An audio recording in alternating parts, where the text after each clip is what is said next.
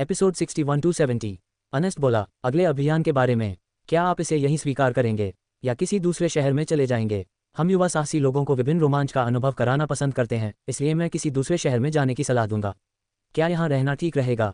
यह आदर्श नहीं है। हमारे पास कुछ ऐसे कार्य हैं जिनके लिए ए रैंक वाले साहसी की आवश्यकता हो सकती है, लेकिन इस स्थान से जुड़ा कोई भी साहसी व्यक्ति ज्यादा उपयोगी नहीं होगा। अच्छा ऐसा है। लियोरा ने मेरी ओर देखा। आमतौर पर उसका फैसला मेरा भी होता है। मैं बेसुध होकर कुछ पल सोचता रहा। मैंने निर्णय लिया, लियोरा, चलो इस शहर की घटनाओं पर ध्यान केंद्रित करते हैं। दूसरे शहर जाने के बजाय चलो इस क्षेत्र का पूरा अन्वेषण करते हैं।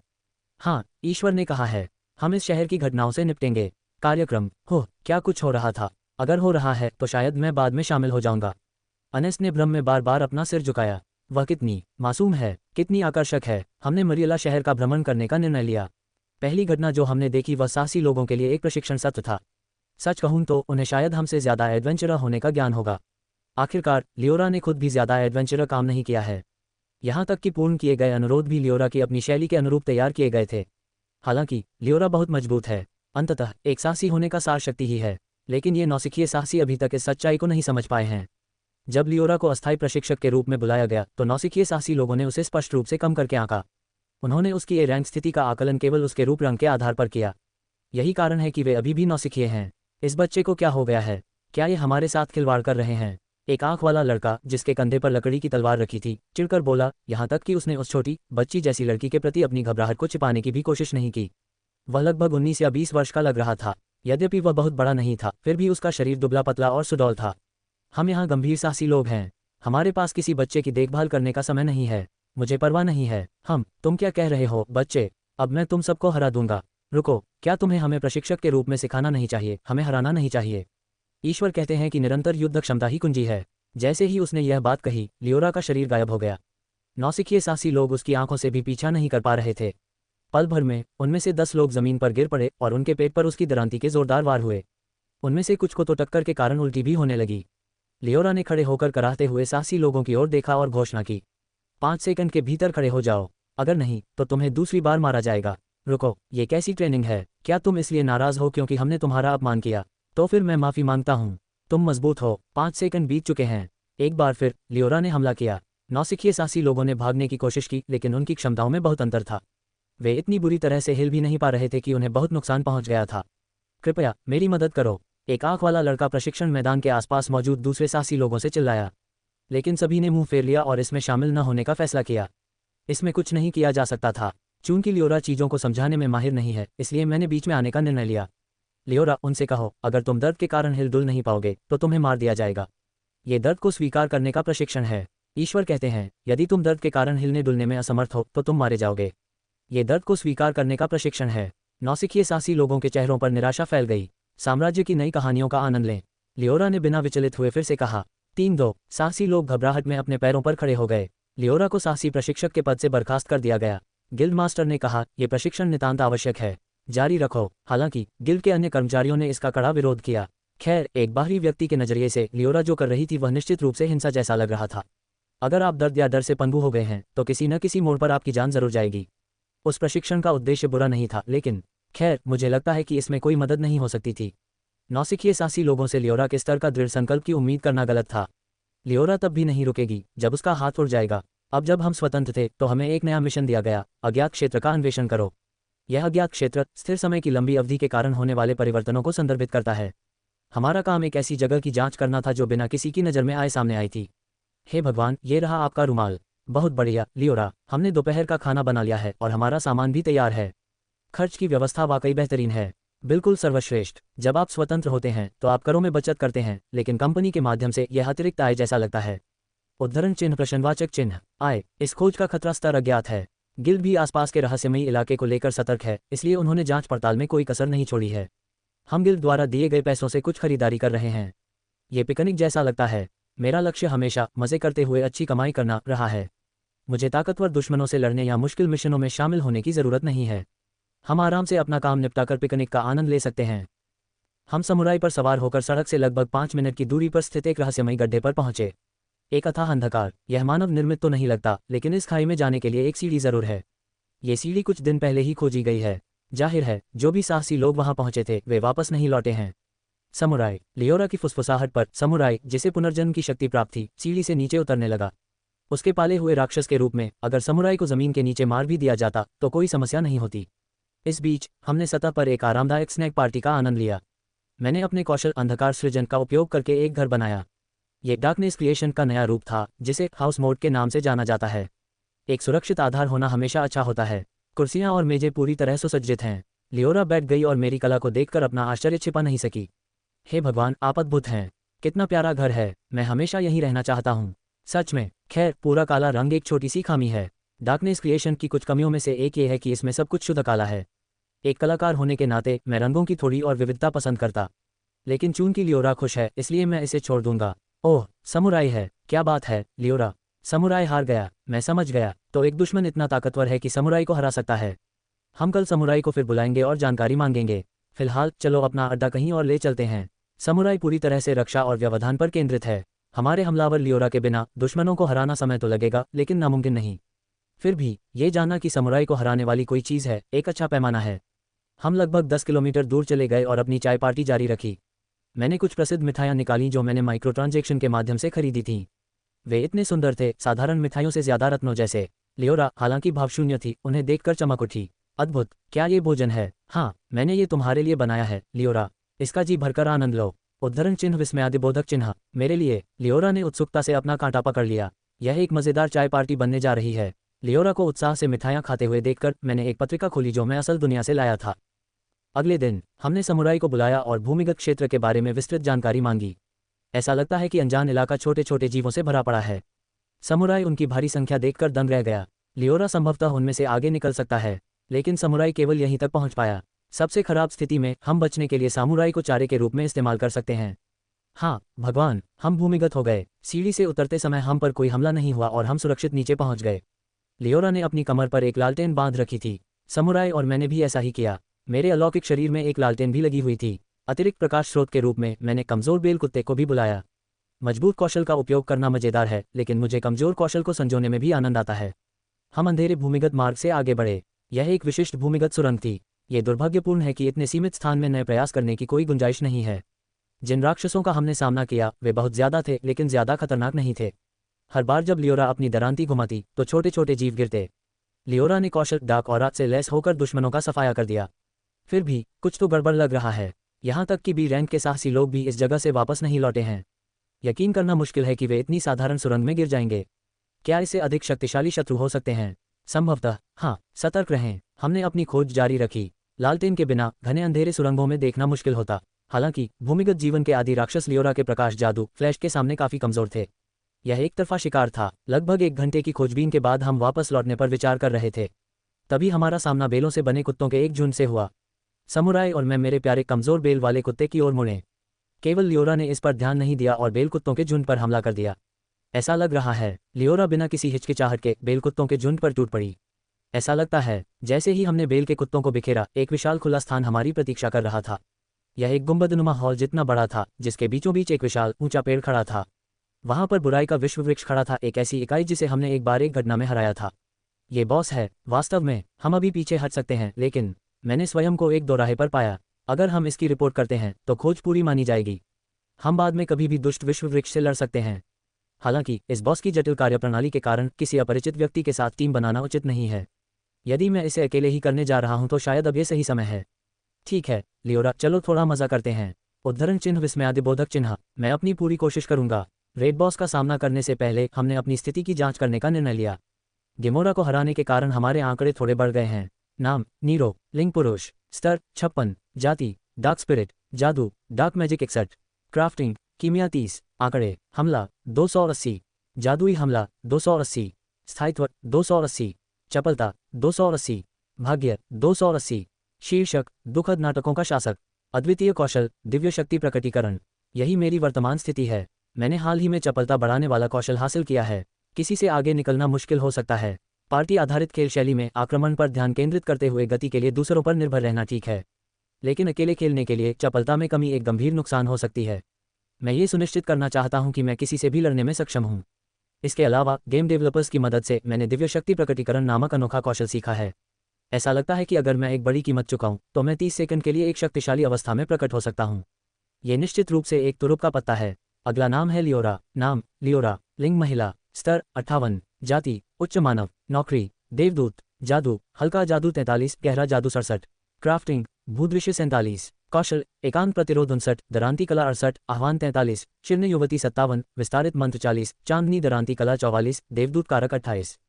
आंकड़े हमला 170, जादुई हमला 439, स्थायित्व 317, चपलता 437, भाग्य 382, शीर्षक नश्वर पाप माता पिता का वध, अद्वितीय कौशल किलिंग ब्लेड हेड हंटर। लियोरा लगातार बढ़ रहा है। 50वें स्तर पर पहुंचने के बाद उसकी वृद्धि काफ़ी धीमी हो जाती है, लेकिन उसकी प्रगति अभी भी काफ़ी अच्छी है। हम पिछली बार से ज़्यादा मजबूत हैं और मेरी जीवन भंडार की छायाएं जो मौत से भर जाती हैं पूरी हो चुकी हैं। मुझे लगता है कि हमने ये कर लिया है।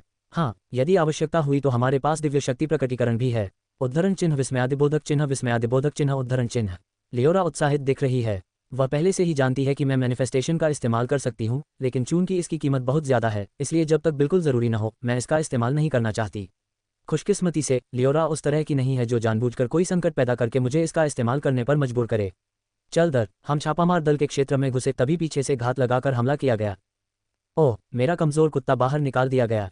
अचानक हमारे पीछे से आए बेल कुत्तों के झुंड ने हम पर घात लगाकर हमला कर दिया। उन्होंने मेरे कमज़ोर बेल कुत्ते को झट से खा लिया। समुराई ने क्रैकेन मोड में प्रवेश किया और वाइन कुत्तों को रोक लिया। क्या ये हमेशा के लिए चला गया? हे भगवान, आप क्या करेंगे? क्या आप प्रकटीकरण का प्रयोग करेंगे? नहीं, मैं अभी एक नया राक्षस बुलाऊंगा। समझ गया, आगे आओ रोरो। लियोरा ने अपने वश में करने के कौशल की नई कला के जरिए एक नए राक्षस को बुलाया। उसने सोचा कि सिर्फ बिना आक्रामक क्षमता वाले राक्षसों को रखना आदर्श नहीं है, इसलिए उसने ये राक्षस हासिल किया। गर्रारारारा, जो दिखाई दिया वह एक विशाल खोपड़ी थी जिसका आकार 5 मंजिला इमारत जितना था। उसका निचला शरीर गायब था और उसका कुछ हिस्सा जमीन में दबा हुआ था। यह एक विशाल बॉस स्तर का राक्षस था। आइए इसके आंकड़े देख लें। नाम रोरो, लिंग अज्ञात, स्तर 48, जाति कंकाल, नौकरी हताश, जादू कोई नहीं, क्राफ्टिंग स्टोनक्राफ्ट 1, पबफ्यूचर द्वारा विज्ञापन, पबफ्यूचर विज्ञापन, कौशल हिंसा में वृद्धि, हमले में वृद्धि 48, कुचलने वाली पकड़, मरे हुए लोगों को बढ़ावा, शुद्धिकरण प्रतिरोध, विनाश कला 38। आंकड़े हमला 720, जादुई हमला 0, स्थायित्व 0, चपलता 240, भाग्य 240, शीर्षक मृतकों की भीड़। कैटाकॉम्स में लेवलिंग करते समय मुझे इस दुर्लभ बॉस का सामना करना पड़ा। जांच दल के एक सदस्य के अनुसार अगर आप पूरा मैदान साफ कर दें तो एक दुर्लभ बॉस दिखाई देता है और गशादो कुरो वही बॉस था। इसके राक्षसी स्वरूप को देखते हुए मैंने इसे वश में करने का निर्णय लिया। उन्हें कुचल दो। लियोरा के आदेश पर रोरो ने अपनी विशाल कंकाल जैसी भुजाएं घुमाईं। एक ही झटके में बेल के कुत्ते मानो में इससे धूल झाड़ रहे हों मिट गए। सत्ता का फर्क साफ था। बेल के कुत्ते पल भर में कुचल दिए गए। गरारारारा, रोरो ने बार बार बेल कुत्तों के अवशेषों को पीटा, ठीक उसी तरह जैसे कोई अधीर बच्चा खाने के लिए उत्सुक होकर मेज पर अपने कांटे और चाकू पटक रहा हो। बेल के कुत्तों को पीसकर गूदा बना दिया गया। इसको नियंत्रित करना थोड़ा कठिन है। लियोरा, रोरो को दुष्ट विश्व वृक्ष पर निशाना लगाने दो। इसे लक्ष्य करो। रोरो अपने विशाल शरीर को हिलाते हुए दुष्ट विश्व वृक्ष की ओर बढ़ने लगा। हालांकि उसका निचला हिस्सा नहीं था, फिर भी वह अपने हाथों को जमीन में गड़ाकर रेंगता हुआ पेड़ की ओर बढ़ रहा था। रोरो ने दुष्ट विश्व वृक्ष पर प्रहार किया। एक जोरदार दुर्घटना की आवाज गूंजी। विशाल दुष्ट विश्व वृक्ष खतरनाक ढंग से झुका हुआ था, मानो वह 2 टुकड़ों में टूट जाएगा। जवाब में दुष्ट विश्व वृक्ष ने अपनी शाखाओं को चाबुक की तरह घुमाया। जैसे ही रोरो पर चाबुक मारा गया वह तुरंत नष्ट हो गया। उसकी स्थायित्व बहुत कम थी। रोरो द्वारा हमें दिए गए समय के कारण लियोरा पहले ही आ चुकी थी। चांदनी का काटना। उसने अपनी मूनलाइट साइट हाथ से सक्रिय कला मूनलाइट बाइट को सक्रिय किया। प्रकाश से घिरा एक सरल उच्च क्षति वाला प्रहार। स्वाभाविक रूप से इस हमले में उसकी किलिंग ब्लेड भी शामिल थी। एक 180% उन्नत किलिंग ब्लेड वार ने दुष्ट विश्व वृक्ष की जड़ों पर प्रहार किया। साथ ही उसके लाइफ स्टील ब्लेड ने उसके एचपी को पूर्ण रूप से बहाल कर दिया। लियोरा ने लगातार हमला किया। उसकी दरांती इतनी तेज चल रही थी कि कोई भी उसका पीछा नहीं कर पा रहा था। मूर्ख मनुष्यों, मुझसे डरो, मेरे सामने कांप जाओ। मैं वह नहीं रहा जो 600 वर्ष पहले था। जो शाखाएं, पत्तियां और फल तुमने मुझसे चुराए थे मैं उन्हें वापस ले लूंगा। दुष्ट विश्व वृक्ष दहाड़ने लगा और हिंसक रूप से हिलने लगा। अनगिनत सिबों की बारिश हुई जो लियोरा और अन्य लोगों पर बरस पड़े। समुराई ने तुरंत अपना शरीर फैलाकर लियोरा को हमले से बचा लिया।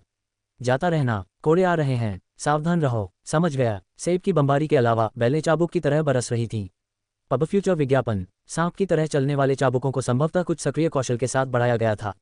लियोरा ने एक क्षण के लिए आने वाले कोड़े को घूरा। हालांकि मोटी शाखा की गति को देखने के बाद उसने बचने का निर्णय लिया और तने पर वार करना जारी रखा। चाबुक ने लियोरा को मारा, यहां तक कि जब उसे उड़ा दिया गया तब भी लियोरा ने लाइट मैजिक मंत्रों का प्रयोग जारी रखा। उसकी स्नाइप लाइटनिंग ने मुख्य फल पर प्रहार किया, जिससे दुष्ट विश्व वृक्ष पीड़ा से कराह उठा और उसने और अधिक हमले शुरू कर दिए। लेकिन समुराई ने लियोरा को हवा में ही पकड़ लिया और उसे सीधे मुख्य फल की ओर फेंक दिया। सब खत्म हो गया। लियोरा अपनी रीजनरेशन और रीजनरेशन से पहले ही पूरी तरह ठीक हो चुकी थी। उसने अपने किलिंग ब्लेड में बचे हुए एचपी को डाला और मुख्य फल की ओर निशाना साधा। रीपा का उपहार। इस आयोजन के दौरान दुष्ट विश्व वृक्ष की कमजोरी उजागर हुई। ठीक उसी तरह जैसे पहले हुआ था, लियोरा ने दुष्ट फल को निशाना बनाकर यह कौशल सक्रिय किया। एचपी को एमपी में बदलने पर प्रवाह सामान्य से ज्यादा तेज हो जाता है। एम्पायर पर विशेष कहानियों का अनुभव करें। लियोरा पहले से कहीं ज्यादा ताकतवर हो गई है। ईविल वर्ल्ड ट्री चाहे कितना भी बड़ा रेड बॉस क्यों न हो, वह इस स्तर की मारक क्षमता का सामना नहीं कर सकता। मैं हूं। एक मौत की चीख के साथ दुष्ट विश्व वृक्ष मुरझा जाता है। लेकिन जैसा कि आप जानते हैं, यह एक छलावा था। सड़ते हुए वृक्ष से लताओं से बना एक अजगर हमारी आंखों के सामने तेजी से आकार लेता है। यह मारक क्षमता का परीक्षण है। बिना किसी हिचकिचाहट के लियोरा मृत्यु देवता की दरांती तैयार करती है और अपने सारे जीवन भंडार को भस्म कर देती है। अंधकार से भरी एक विशाल दरांती एक ही सांस में झूलती है।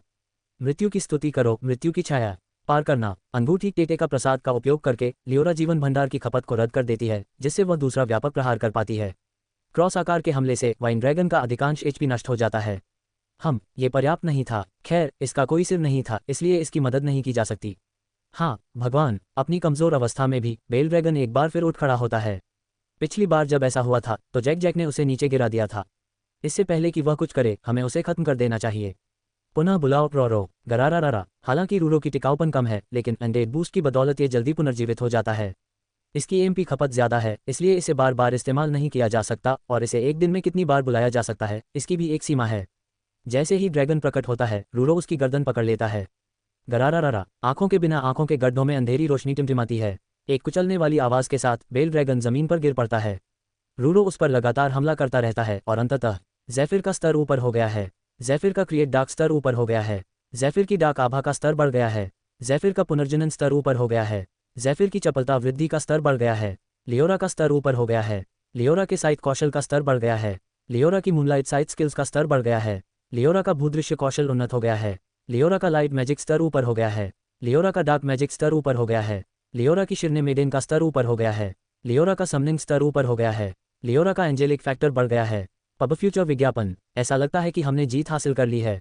रूरो लाश पर हमला जारी रखता है, इसलिए लियोरा उसे भगाने के लिए अपनी वश में करने की कला का इस्तेमाल करती है, वरना रूरो इनाम भी बर्बाद कर देता। हालांकि रूरो शक्तिशाली है, लेकिन बाकी सभी पहलुओं में वह बेहद विनाशकारी है। शुक्र है कि जरूरी सामग्रियां बच गई हैं। महत्वपूर्ण आइटम स्वचालित रूप से आइटम बॉक्स में स्थानांतरित कर दिए गए हैं। मुझे कुछ दिलचस्प मिला है।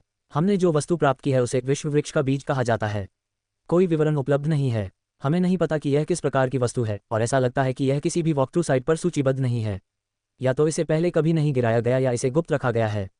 व्यक्तिगत रूप से मैं बाद वाले को ज्यादा पसंद करूंगा।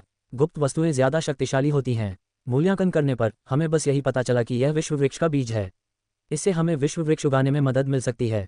विश्व वृक्ष की सामग्री कीमिया के लिए उत्कृष्ट होगी। ये सोचना रोमांचक है कि मेरी कीमिया जल्द ही व्यवहारिक स्तर पर पहुंच जाएगी। इसी आशा को ध्यान में रखते हुए हमने रिपोर्ट करने के लिए गिल्ड में वापस जाने से पहले थोड़ी खोजबीन की। गिल्ड मास्टर के दफ्तर में लियोरा ने बिना बैठे ही अपनी रिपोर्ट पूरी कर ली।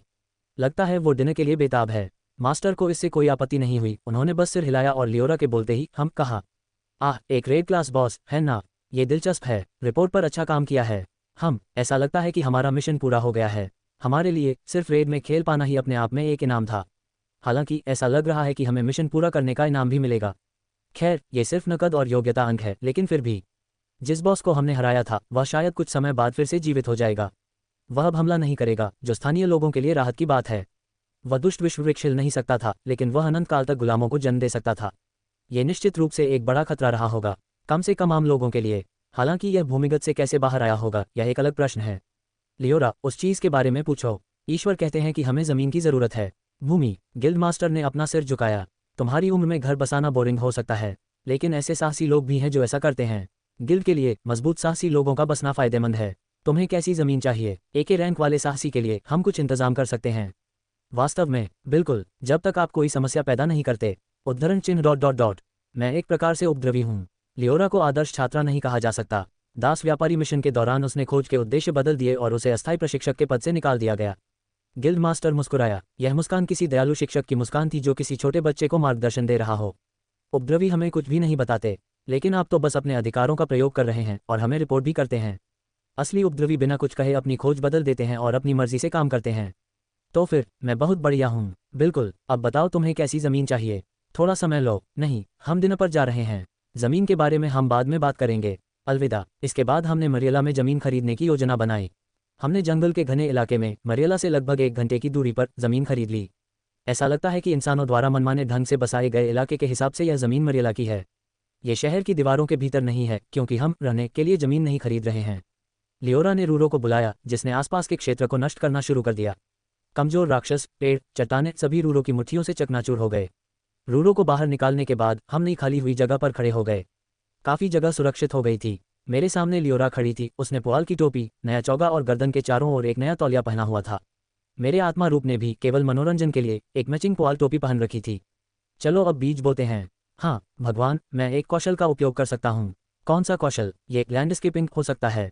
जैसा कि भगवान से उम्मीद थी। आप तो शुरू से ही जानते थे। हाँ बिल्कुल, मैंने ऐसा किया। ऐसा लगता है कि लियोरा विश्व वृक्ष का बीज सामान्य से ज़्यादा कुशलता से रोप सकती है। आपको यह आश्चर्यजनक लग सकता है, लेकिन भूदृश्य कौशल का दरांती तकनीक को बेहतर बनाने से कोई संबंध नहीं है। संभवतः ये सब योजना के अनुसार हुआ। पौधे लगाने का समय आ गया है। लियोरा ने अंधकार की रचना से बने फावड़े से एक गड्ढा खोदा। उसने ध्यान से बीज को गड्ढे में डाला और तभी सिस्टम संदेश, अनुबंधित लियोरा को विश्व वृक्ष के मालिक के रूप में पंजीकृत किया गया है। उद्धरण चिन्ह, प्रश्नवाचक चिन्ह, उद्धरण चिन्ह। लियोरा ने असमंजस में अपना सिर झुका लिया और उसकी पुआल की टोपी फिसल गई। मैंने उसे डार्कनेस क्रिएशन से पकड़ा और सिर हिलाते हुए वापस उसके सिर पर रख दिया। इसका मतलब है कि तुम विश्व वृक्ष की रखवाली करने वाली बन गई हो।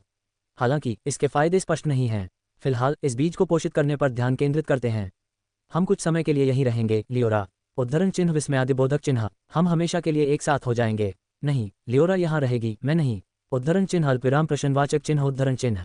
उसे यह बात समझ पाना थोड़ा कठिन लग रहा था, लेकिन अगर लियोरा यहीं रहेगी तो मैं भी यहीं रहूंगा। मैंने घर बनाने के लिए डार्कनेस क्रिएशन का इस्तेमाल पहले ही कर लिया है। यहाँ कुछ समय तक रुकने में कोई समस्या नहीं होगी। चलो घर को सजाना शुरू करते हैं। हाँ, ये भगवान और मेरा घर है। डार्कनेस क्रिएशन से मैंने जो घर बनाया है वह थोड़ा बेजान है। वहाँ कोई रोशनी नहीं है, इसलिए हमें दुकानों से खरीदी हुई चीज़ें व्यवस्थित करनी होंगी। हमने सोफ़ा, पलंग और अलमारियाँ पैसे देकर लगवा लीं। नहाने की सुविधा भी है, लेकिन इसके लिए बहुत सारा पानी चाहिए, इसलिए रोज़ाना इस्तेमाल करना मुश्किल होगा। गंदगी में काम करने के बाद, खुद को साफ करने के बाद, लियोरा ने कपड़े बदले और एक नर्म पफ के साथ सोफे पर बैठ गई। मुझे पास ही बिठाया गया और मैं चुपचाप पढ़ने में समय बिता रहा था। इस बीच समुराई और कमज़ोर बेल कुत्ते पहरा दे रहे थे। वाइन डॉग कमज़ोर और बेकार लगते हैं, लेकिन उनका काम तो मरना है। अगर वे गायब हो जाएं, तो इसका मतलब है कि कुछ आ रहा है। और इस तरह समय शांतिपूर्वक बीत गया। एम्पायर पर छिपी हुई सामग्री खोजें। तारांकन, तारांकन, तारांकन, तारांकन, तारांकन। धूप वाले दिनों में खेतों की जुताई करना और बरसात के दिनों में किताबें पढ़ना। यह उत्पादक कार्य और आरामदायक गतिविधियों दोनों का आनंद लेने वाली जीवनशैली का प्रतीक है, और इसे अक्सर एक लापरवाह आदर्श जीवन के प्रतीक के रूप में सराहा जाता है। मूलतः सुगो शुरू करने का मेरा लक्ष्य समाज से स्वतंत्रता और मुक्ति प्राप्त करना था, जो संभवतः लियोरा की भी इच्छा के अनुरूप है। हमारे लिए विश्व वृक्ष की देखभाल करना एक ताजगी और संतुष्टि का काम है। आइए हमारी हाल की गतिविधियों पर एक नज़र डालें। सुबह लियोरा विश्व वृक्ष की देखभाल करती है, आसपास के राक्षसों से निपटती है और बाधाएं खड़ी करती है। वह विश्व वृक्ष के आसपास अन्य पौधे भी उगाती है। दोपहर, कपड़े बदलने के बाद लियोरा मेरे साथ पढ़ाई करती है। ज्ञान को जल्दी आत्मसात करने की उसकी क्षमता उसे पढ़ाना एक सुखद अनुभव बनाती है। उसने 6ठी कक्षा की शिक्षा के लिए सारी सामग्री पहले ही पढ़ा ली है। शाम, लियोरा और मैं आराम से समय बिताते हैं। मैं किताबें पढ़ता हूँ या फिल्में देखता हूँ, जबकि वह मुझे खुशी खुशी अपनी गोद में बिठा लेती है। दिन के अंत में हम सब साथ में स्नान करते हैं। खेलों में अक्सर नहाने की बात नज़रअंदाज कर दी जाती है, लेकिन ये स्वच्छता और बीमारियों से बचाव के लिए ज़रूरी है। ज़्यादा नहाना समस्या पैदा कर सकता है, इसलिए मैं समय की बर्बादी से बचने के लिए इसे मैनेज करने की कोशिश करती हूँ। ईश्वर, क्या बात है लियोरा, यह अच्छा लग रहा है। मुझे ये सुनकर खुशी हुई। इसका आनंद लेना इतना बुरा भी नहीं है।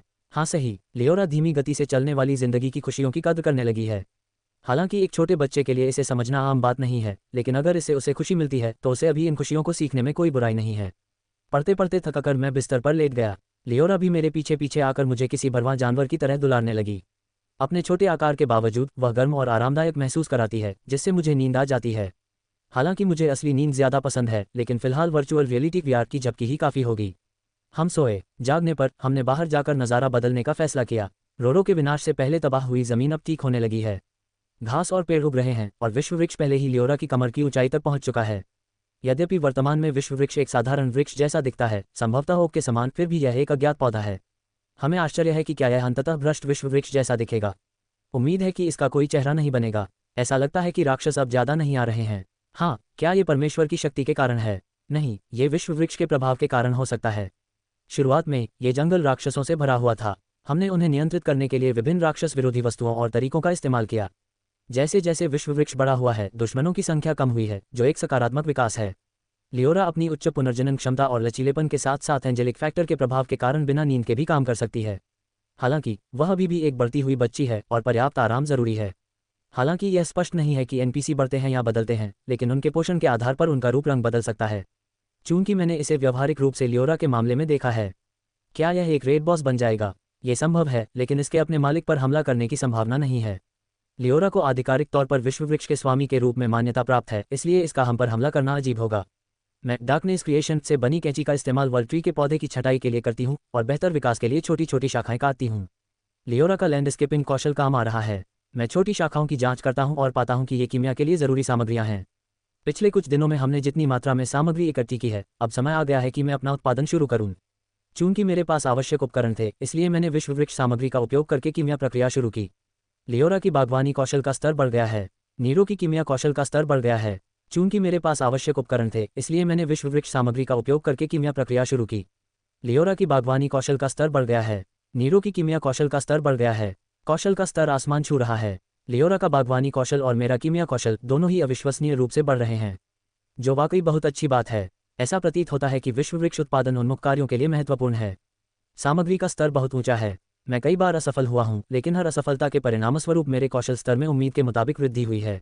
इसके अलावा ऐसा प्रतीत होता है कि सामग्री की आपूर्ति असीमित है। संभवतः कौशल का स्तर इतनी तेजी से बढ़ रहा है कि यह काफ़ी मनोरंजक हो गया है। मेरा कीमिया कौशल अब 69वें स्तर पर है। इसकी कार्यकुशलता असाधारण है। इसके अतिरिक्त, हालांकि अधूरा, मैं एक पुनरुत्थान औषधि बनाने में कामयाब रहा हूं। मैं अब कभी भी मर सकता हूं। कृपया कोशिश करो कि तुम बार बार न मरो, लियोरा। हाँ भगवान, अगर मैं मर जाऊं तो क्या मैं आपके घर आ सकता हूं? लियोरा कभी भी मेरे पास आ सकती है। ओह ओह, लियोरा उत्साहित होने लगती है और उसकी आंखें घूमने लगती हैं। इस पुनर्जीवन औषधि का प्रभाव यह है कि इसका उपयोग प्रतिदिन एक बार और मृत्यु के बाद केवल 30 सेकंड के भीतर किया जा सकता है। पुनर्जीवित व्यक्ति में 1 HP होगा और उसे निकट मृत्यु का नकारात्मक स्थिति प्रभाव प्राप्त होगा। यह एक ऐसा डिबफ है जिसके कारण HP एक हफ्ते तक 1 से नहीं बढ़ता। हालांकि समय के साथ ये कम होता जाएगा। इसके अलावा काफ़ी दर्द भी होगा। असल में ये युद्ध में इस्तेमाल होने वाली चीज़ नहीं है। इसका इस्तेमाल करने का मतलब है कि आप पहले से ही हारने की स्थिति में हैं। हालांकि इसे ऊंची कीमत पर बेचा जाना चाहिए। अगर यह पता चल गया कि यह एक उत्पादन वस्तु है, न कि ड्रॉप आइटम, तो यह समस्या पैदा कर सकता है। हमें इसे बाजार में लाते समय सावधानी बरतनी होगी। हाँ, बहुत सारी उपयोगी चीज़ें हैं। हाँ, ये सभी दिलचस्प चीज़ें हैं। बमों का इस्तेमाल हमले के लिए भी किया जा सकता है और एसिड विशेष दुश्मनों के खिलाफ उपयोगी हो सकते हैं। भौतिक बाधाओं के कारण हम केवल औषधियाँ और विस्फोटक ही बना सकते हैं। ऐसा लगता है कि अगर इसे सिद्ध कर लिया जाए तो हम होमुनकुली बना सकते हैं। अभी तक किसी भी खिलाड़ी ने होमुनकुलस नहीं बनाया है। हालांकि इसे गुप्त ही रखा जा सकता है। हालांकि अब हम गोलेम बना सकते हैं जब तक हमारे पास सामग्री है। मैं इसका बेसब्री से इंतजार कर रहा हूँ। साम्राज्य पर और अध्याय खोजें। ये केवल समय की बात है कि हम उत्पादन विशेषज्ञों के रूप में धोखाधड़ी करना शुरू कर दें। वैसे समुराई भी अपने लकड़ी के काम के कौशल को बढ़ाने के लिए विश्व वृक्ष का उपयोग कर रही है। लगता है उसने एक बेंच बना ली है। खाली समय में समुराई उस पर भावशून्य होकर बैठ जाती है। ... क्या उसे यह बहुत पसंद है? जब मैंने डिज़ाइन में सुधार करने का सुझाव दिया तो उसने मुझे पूरी तरह से नज़रअंदाज कर दिया। उद्धरण चिन्ह अल्पविराम उद्धरण चिन्ह। तारांकन तारांकन तारांकन तारांकन तारांकन इस दौरान तारांकन तारांकन तारांकन तारांकन तारांकन। मैंने अपनी नौकरी छोड़ने और गेमिंग के माध्यम से जीविका चलाने का निर्णय लिया। मुझे अब सामाजिक जीवन में कोई सार्थकता नहीं दिखती। यह उबाऊ, नीरस और अरुचिकर है, यही सच्चाई है। यह एक ऐसी दुनिया है जिसमें ऑनलाइन उपन्यासों में मिलने वाला रोमांच नहीं है। But to think that a VR MMO would actually be developed in my lifetime, I've always wanted to play one. By the time I was able to get the equipment to play, I had already missed the third wave. But still, I can live in my ideal world. That thought alone kept me going, and I quit my job. I've gathered enough information from the pioneers, and they've said that it's relatively easy to make a living through the game. I chose the Dark Spirit. Of course, I should look to Zephyr, the most successful player so far, for guidance. I've already obtained the essential skill, Manifestation. The issue now is finding the right contract target. From the third wave onwards, players can access the chaotic cities of Meteor, which are said to be much larger than previous fields. Each city has its own unique traits, some are exclusively for elves, humans, dwarves, beastmen, or a mixture of all. Ideally, I want to make a contract with an elf, and preferably a beautiful girl. I have no interest in teaming up with any brutish men. However, Pabafuture Dwara Vigyapan. Pabafuture Vigyapan. While I was floating near the slums of a certain city, I spotted a young man frantically running for his life.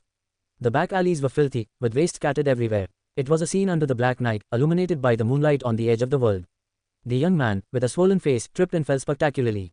Ugh, why does nothing ever go right for me? I hate this kind of life. I hate this shitty world. Seeing the pathetic state of the young man, I was deeply moved.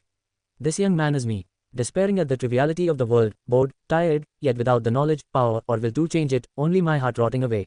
I have VR games at least. But this young man has nothing. Without thinking, I approached the filthy young man. As he shed pitiful tears, I, Milim the dark spirit, whispered to him. Young man, don't you want the power to destroy this worthless world? What? Who are you? Am I going to die? Make a contract with me, young man. Then you'll be able to win against the world. Haha, I must have finally lost my mind. There's no way I could win. I've never won at anything in my entire life. But, the young man howled at the moonlit sky. I want to win too. Just once, I want to beat those who look down on me, the smart ones who left the slums, the worthless scum who adapted to life here, the idiots who died. Just once, I want to win. I want to destroy this shitty world completely. Then it's settled. You've got nothing to lose, right? Yeah, that's right. I'll make the contract. Give me power, you Grim Reaper. And the contract was sealed. Just then, I heard the sound of footsteps approaching. It was those ruffians again. Leading them was a bald man wielding an axe, and his face looked terrifying. अरे वो रहा, ये बेवकूफ stock है, इसे अभी मार डालो, इसे जिंदा रखने का कोई मतलब नहीं है, ये बेकार है। हाँ अरे ग्रिम रीपर, कुछ करो। मैंने अपने कंधे उचका दिए। खैर मेरे कंधे तो हैं नहीं क्योंकि मैं तो आत्मा हूँ। मैंने फुसफुसाते हुए कहा। पब फ्यूचर विज्ञापन, अंधकार निडर। अब लियोरा, विश्ववृक्ष काफी बड़ा हो गया है। हाँ मेरे भगवान, ये सब आपकी दिव्य शक्ति का ही परिणाम है। नहीं, इस बार ये तुम्हारी बदौलत है लियोरा, तुमने अच्छा किया। ओह वाह, लियोरा के चेहरे पर खुशी के आंसू बहने लगे। उसकी भावनात्मक अस्थिरता उसके व्यक्तित्व का हिस्सा है, इसलिए मैं उस पर इसका कोई आरोप नहीं लगाऊंगा। लेकिन जब कोई छोटी बच्ची रोती है तो ये हमेशा अजीब लगता है। लियोरा की कोशिशों की बदौलत विश्ववृक्ष स्वस्थ रूप से विकसित हुआ। अब उसके पास अपनी आत्मरक्षा के लिए तंत्र हैं और वह अपनी शाखाओं से हर उस व्यक्ति पर हमला करता है जो उसके पास आता है, सिवाय लियोरा के। बेशक वह मुझ पर भी वार करता है। एक घटना ऐसी भी हुई जब विश्ववृक्ष द्वारा मुझे मारा जाने पर क्रोधित होकर लियोरा ने रीपर के उपहार से उसे 2 टुकड़ों में काट डाला। जब मैंने पेड़ को 2 टुकड़ों में कटा हुआ देखा तो मैं घबरा गया, लेकिन सौभाग्य से अगले दिन वह ठीक ठाक हो गया। विश्ववृक्ष ने अब बेल शिकारी कुत्तों को बुलाने की क्षमता भी प्राप्त कर ली है, जिससे यह एक दुर्जय इकाई बन गया है। बदकिस्मती से यह कोई पालतू राक्षस नहीं है, इसलिए मैं इसे अपने साथ नहीं ले जा सकता। खैर वैसे भी विश्ववृक्ष चल तो नहीं सकता। जंगल और उसके निवासी दोनों ही विश्ववृक्ष की उपस्थिति का स्वागत करते प्रतीत होते हैं। उस पर हमला करने के बजाय वे उसकी रक्षा करते प्रतीत होते हैं। चूंकि यह जगह इतनी दुर्गम है, इसलिए यह असंभव है कि कोई आकर उसका शिकार करने की कोशिश करे। फिलहाल हमारे पास खाने पीने का सामान खत्म हो गया है। चलो मरीला के पास वापस चलते हैं। उद्धरण चिन्ह ... हाँ हम फिर आएंगे। हमें कभी कभी अपना स्तर बढ़ाना होगा, वरना हम जंग खा जाएंगे। मैं अपनी पूरी कोशिश करूंगा। लियोरा ने अपनी छोटी मोटी मुट्ठियां भींच लीं। हालांकि उसके हाथ मुलायम और छोटे लग सकते हैं, अगर ये असली दुनिया होती तो उसमें मुझे एक ही पकड़ में कुचल देने की ताकत होती। काल्पनिक VRMMOS की यही भयानक शक्ति होती है। मैं लियोरा के सिर पर लेट गया और उसे आराम देने के लिए धीरे धीरे ऊपर नीचे उछलने लगा। हम जरूर वापस आएंगे। विश्ववृक्ष की सामग्री मूल्यवान है और यह जगह आखिरकार हमारा घर है। उद्धरण चिन्ह ... हे हमारा घर, मेरा और भगवान का घर। हाँ हमारा घर। हमने लगभग 1 महीने तक इस धीमी जिंदगी का आनंद लिया। खैर वास्तविक समय में 1 सप्ताह से थोड़ा अधिक समय हो गया है। खाली जमीन अब एक विशाल पेड़ से ढकी है, जिसके चारों ओर फूलों का एक मैदान है। उसके बगल में एक काला सा घर खड़ा है। समुराई के पृथ्वी जादू की बदौलत हमने एक कुआं भी खोद लिया। हालांकि समुराई के पास ज़्यादा MP नहीं है और वह जादू में भी बहुत अच्छी नहीं है, फिर भी वह हमारे द्वारा बनाए गए अनंत MP पोषण पीकर अपना काम जारी रखने में कामयाब रही। बाद में मुझे पता चला कि उन औषधियों का स्वाद बहुत ही भयानक था।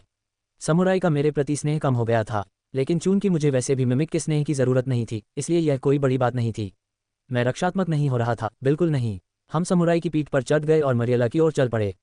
किसी को भी लियोरा की वापसी का महत्व समझ में नहीं आया, इसलिए इसे एक विजयी परेड की तरह माना गया जो एक प्यारी सी बच्ची के पास से गुजरी। लेकिन इस बार हम अलग हैं। आखिरकार हम एक पुनरुत्थान औषधि साथ लाए थे। हालांकि इस औषधि में कई कमियां हैं, लेकिन ये युद्ध के लिए नहीं है। हालांकि केवल एक होने से अप्रत्याशित दुर्घटना को रोका जा सकता है। ये धनी और शक्तिशाली लोगों के लिए ज़रूरी होगा, और एक विशिष्ट कीमियागर होने के नाते मैं इस पुनरुत्थान औषधि को जितना चाहूँ उतना बना सकता हूँ। मैं इसके साथ व्यावहारिक रूप से दुनिया पर शासन कर सकता हूँ। मुझे आश्चर्य है कि यदि मुझे राष्ट्रीय कीमियागर के रूप में चुन लिया गया तो मैं इस प्रस्ताव को कैसे ठुकराऊंगा। जब मैं ठीक महसूस कर रहा था और गिल्ड में पहुंचा तो एक घबराई हुई रिसेप्शनिस्ट जल्दी से हमारी तरफ आई। उसने लियोरा के चेहरे को देखा, फिर उसके शरीर को बेरुखी से देखा और फिर उसके पेट में लात मारी और उसे ज़मीन पर गिरा दिया। यह उसके लिए अच्छी बात है। यदि लियोरा ने अपनी कला का उपयोग किया होता तो उसका पेट पूरी तरह नष्ट हो गया होता।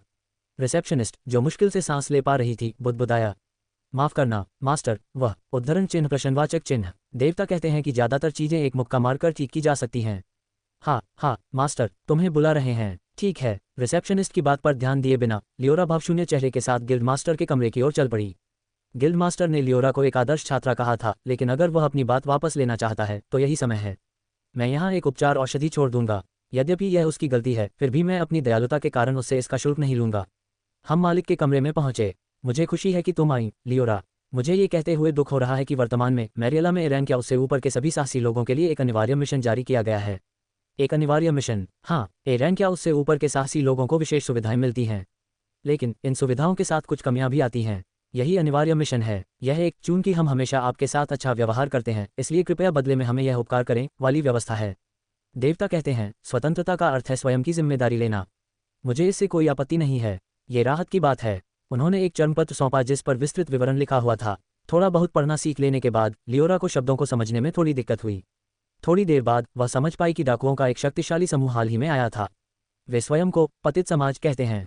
क्या वे विनाश सोसाइटी के सहयोगी हैं? वह क्या है, मुझे याद नहीं है। ऐसा लग रहा था कि उसे केवल नाम ही याद था। डिस्ट्रक्शन सोसाइटी एक गिल्ड का नाम था जो एक रेड बैटल रॉयल में लियोरा के साथ लड़ता था। उनकी खेल शैली औसत दर्जे की थी, लेकिन वे नज़दीकी रेंज के DPS के रूप में काफ़ी सक्षम थे। वे उस भूमिका में लोलो के समान थे। The quest this time was to eliminate the bandit group known as the Fallen Society. Basically, it seems like we are allowed to wipe them out entirely.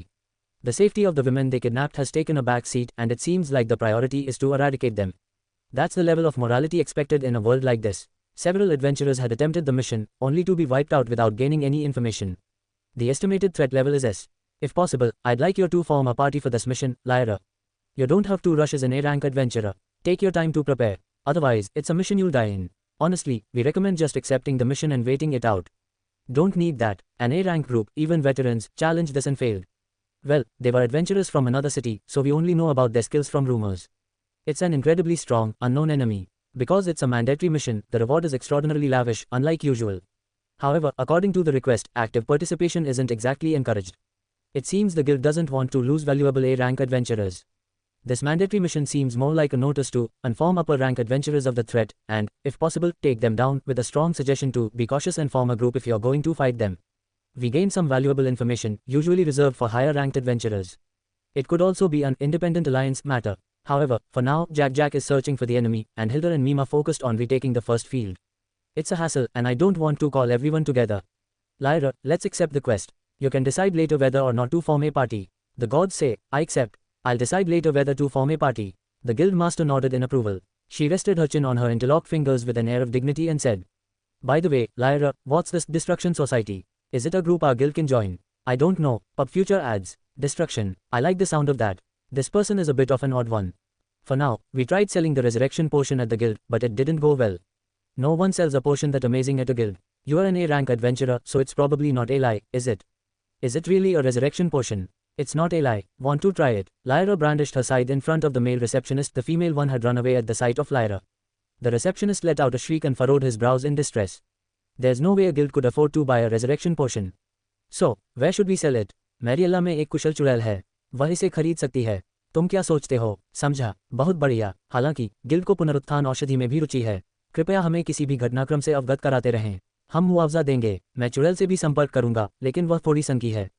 समझा। लियोरा ने हल्के से सिर हिलाया और निर्देशानुसार चुड़ैल के घर की ओर चल पड़ी।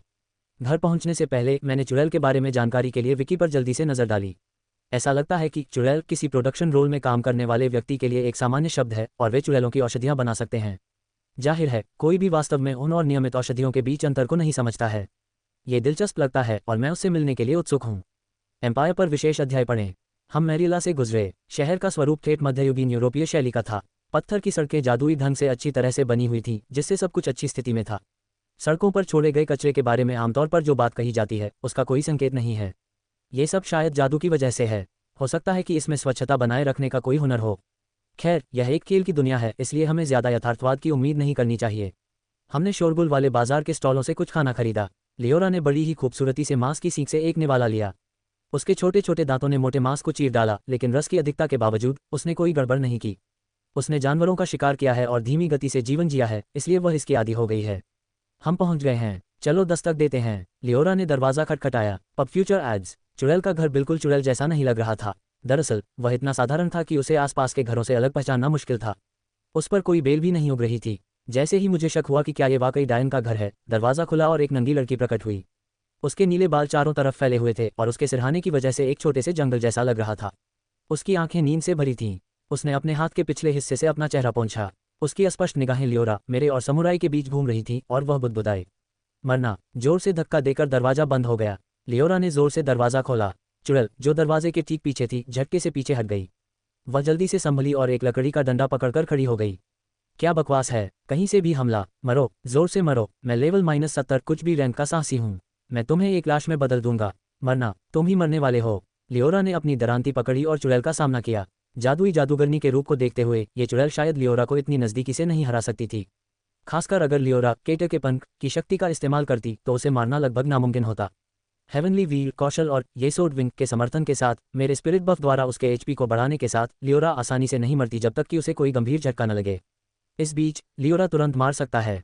यदि डायन में स्थिति प्रभावों के प्रति प्रतिरोध की कमी है तो वह कुछ नहीं कर सकती।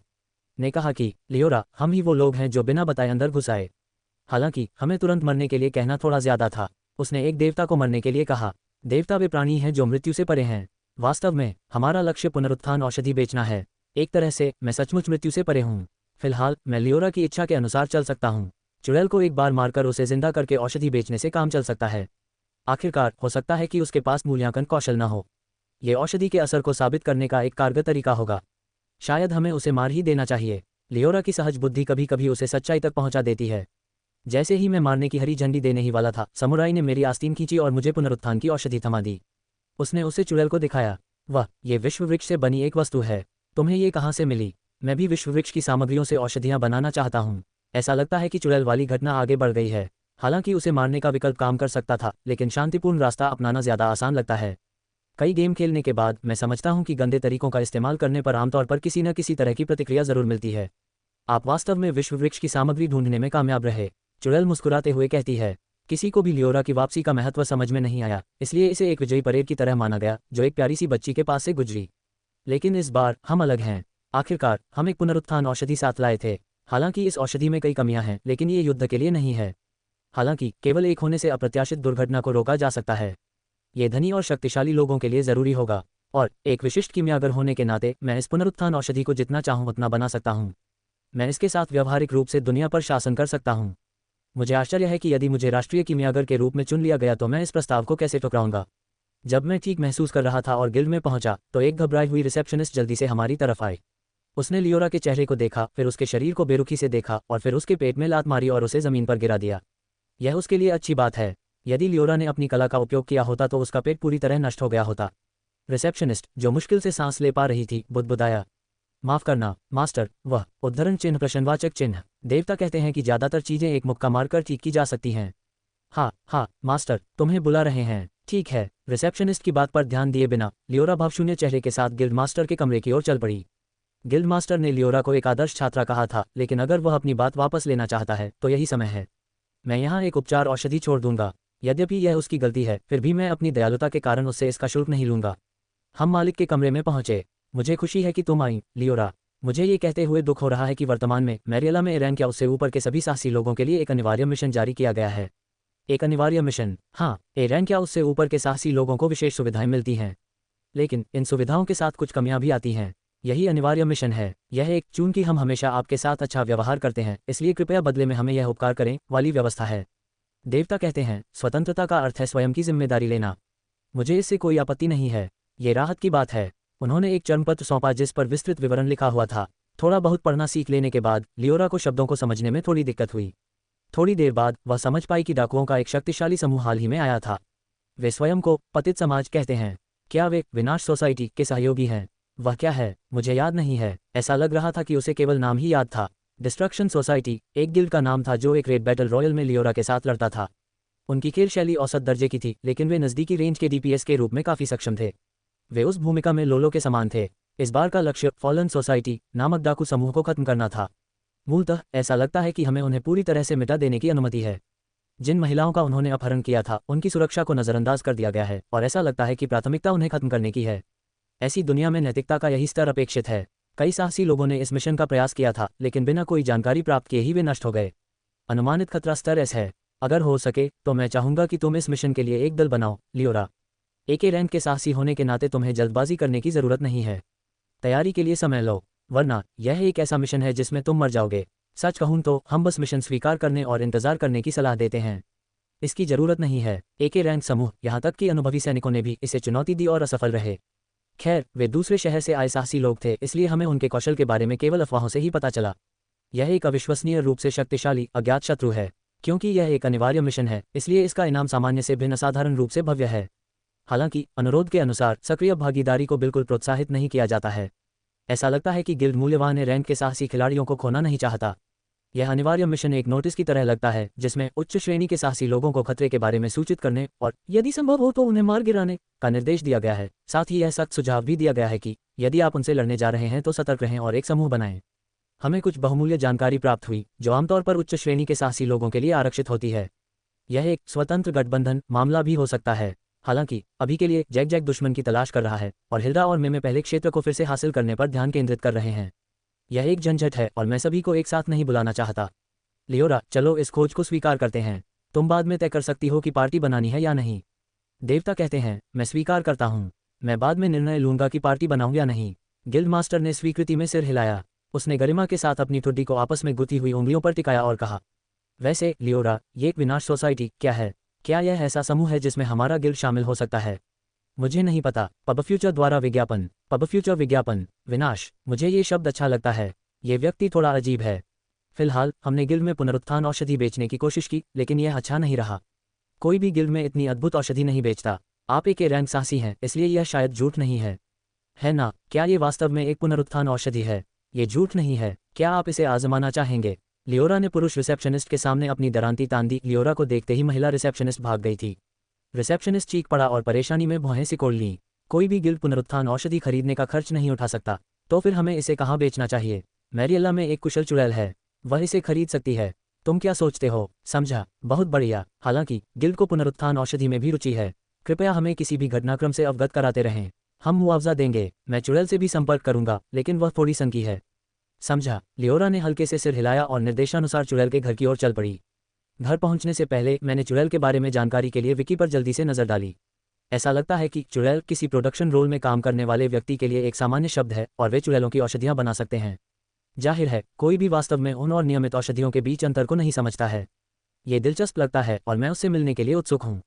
एम्पायर पर विशेष अध्याय पढ़ें। हम मैरियल्ला से गुजरे। शहर का स्वरूप ठेठ मध्ययुगीन यूरोपीय शैली का था। पत्थर की सड़कें जादुई ढंग से अच्छी तरह से बनी हुई थीं, जिससे सब कुछ अच्छी स्थिति में था। सड़कों पर छोड़े गए कचरे के बारे में आमतौर पर जो बात कही जाती है, उसका कोई संकेत नहीं है। ये सब शायद जादू की वजह से है। हो सकता है कि इसमें स्वच्छता बनाए रखने का कोई हुनर हो। खैर, यह एक खेल की दुनिया है, इसलिए हमें ज्यादा यथार्थवाद की उम्मीद नहीं करनी चाहिए। हमने शोरगुल वाले बाजार के स्टॉलों से कुछ खाना खरीदा। लियोरा ने बड़ी ही खूबसूरती से मांस की सीख से एक निवाला लिया। उसके छोटे छोटे दांतों ने मोटे मांस को चीर डाला, लेकिन रस की अधिकता के बावजूद उसने कोई गड़बड़ नहीं की। उसने जानवरों का शिकार किया है और धीमी गति से जीवन जिया है, इसलिए वह इसकी आदी हो गई है। हम पहुंच गए हैं, चलो दस्तक देते हैं। लियोरा ने दरवाजा खटखटाया। चुड़ैल का घर बिल्कुल चुड़ैल जैसा नहीं लग रहा था।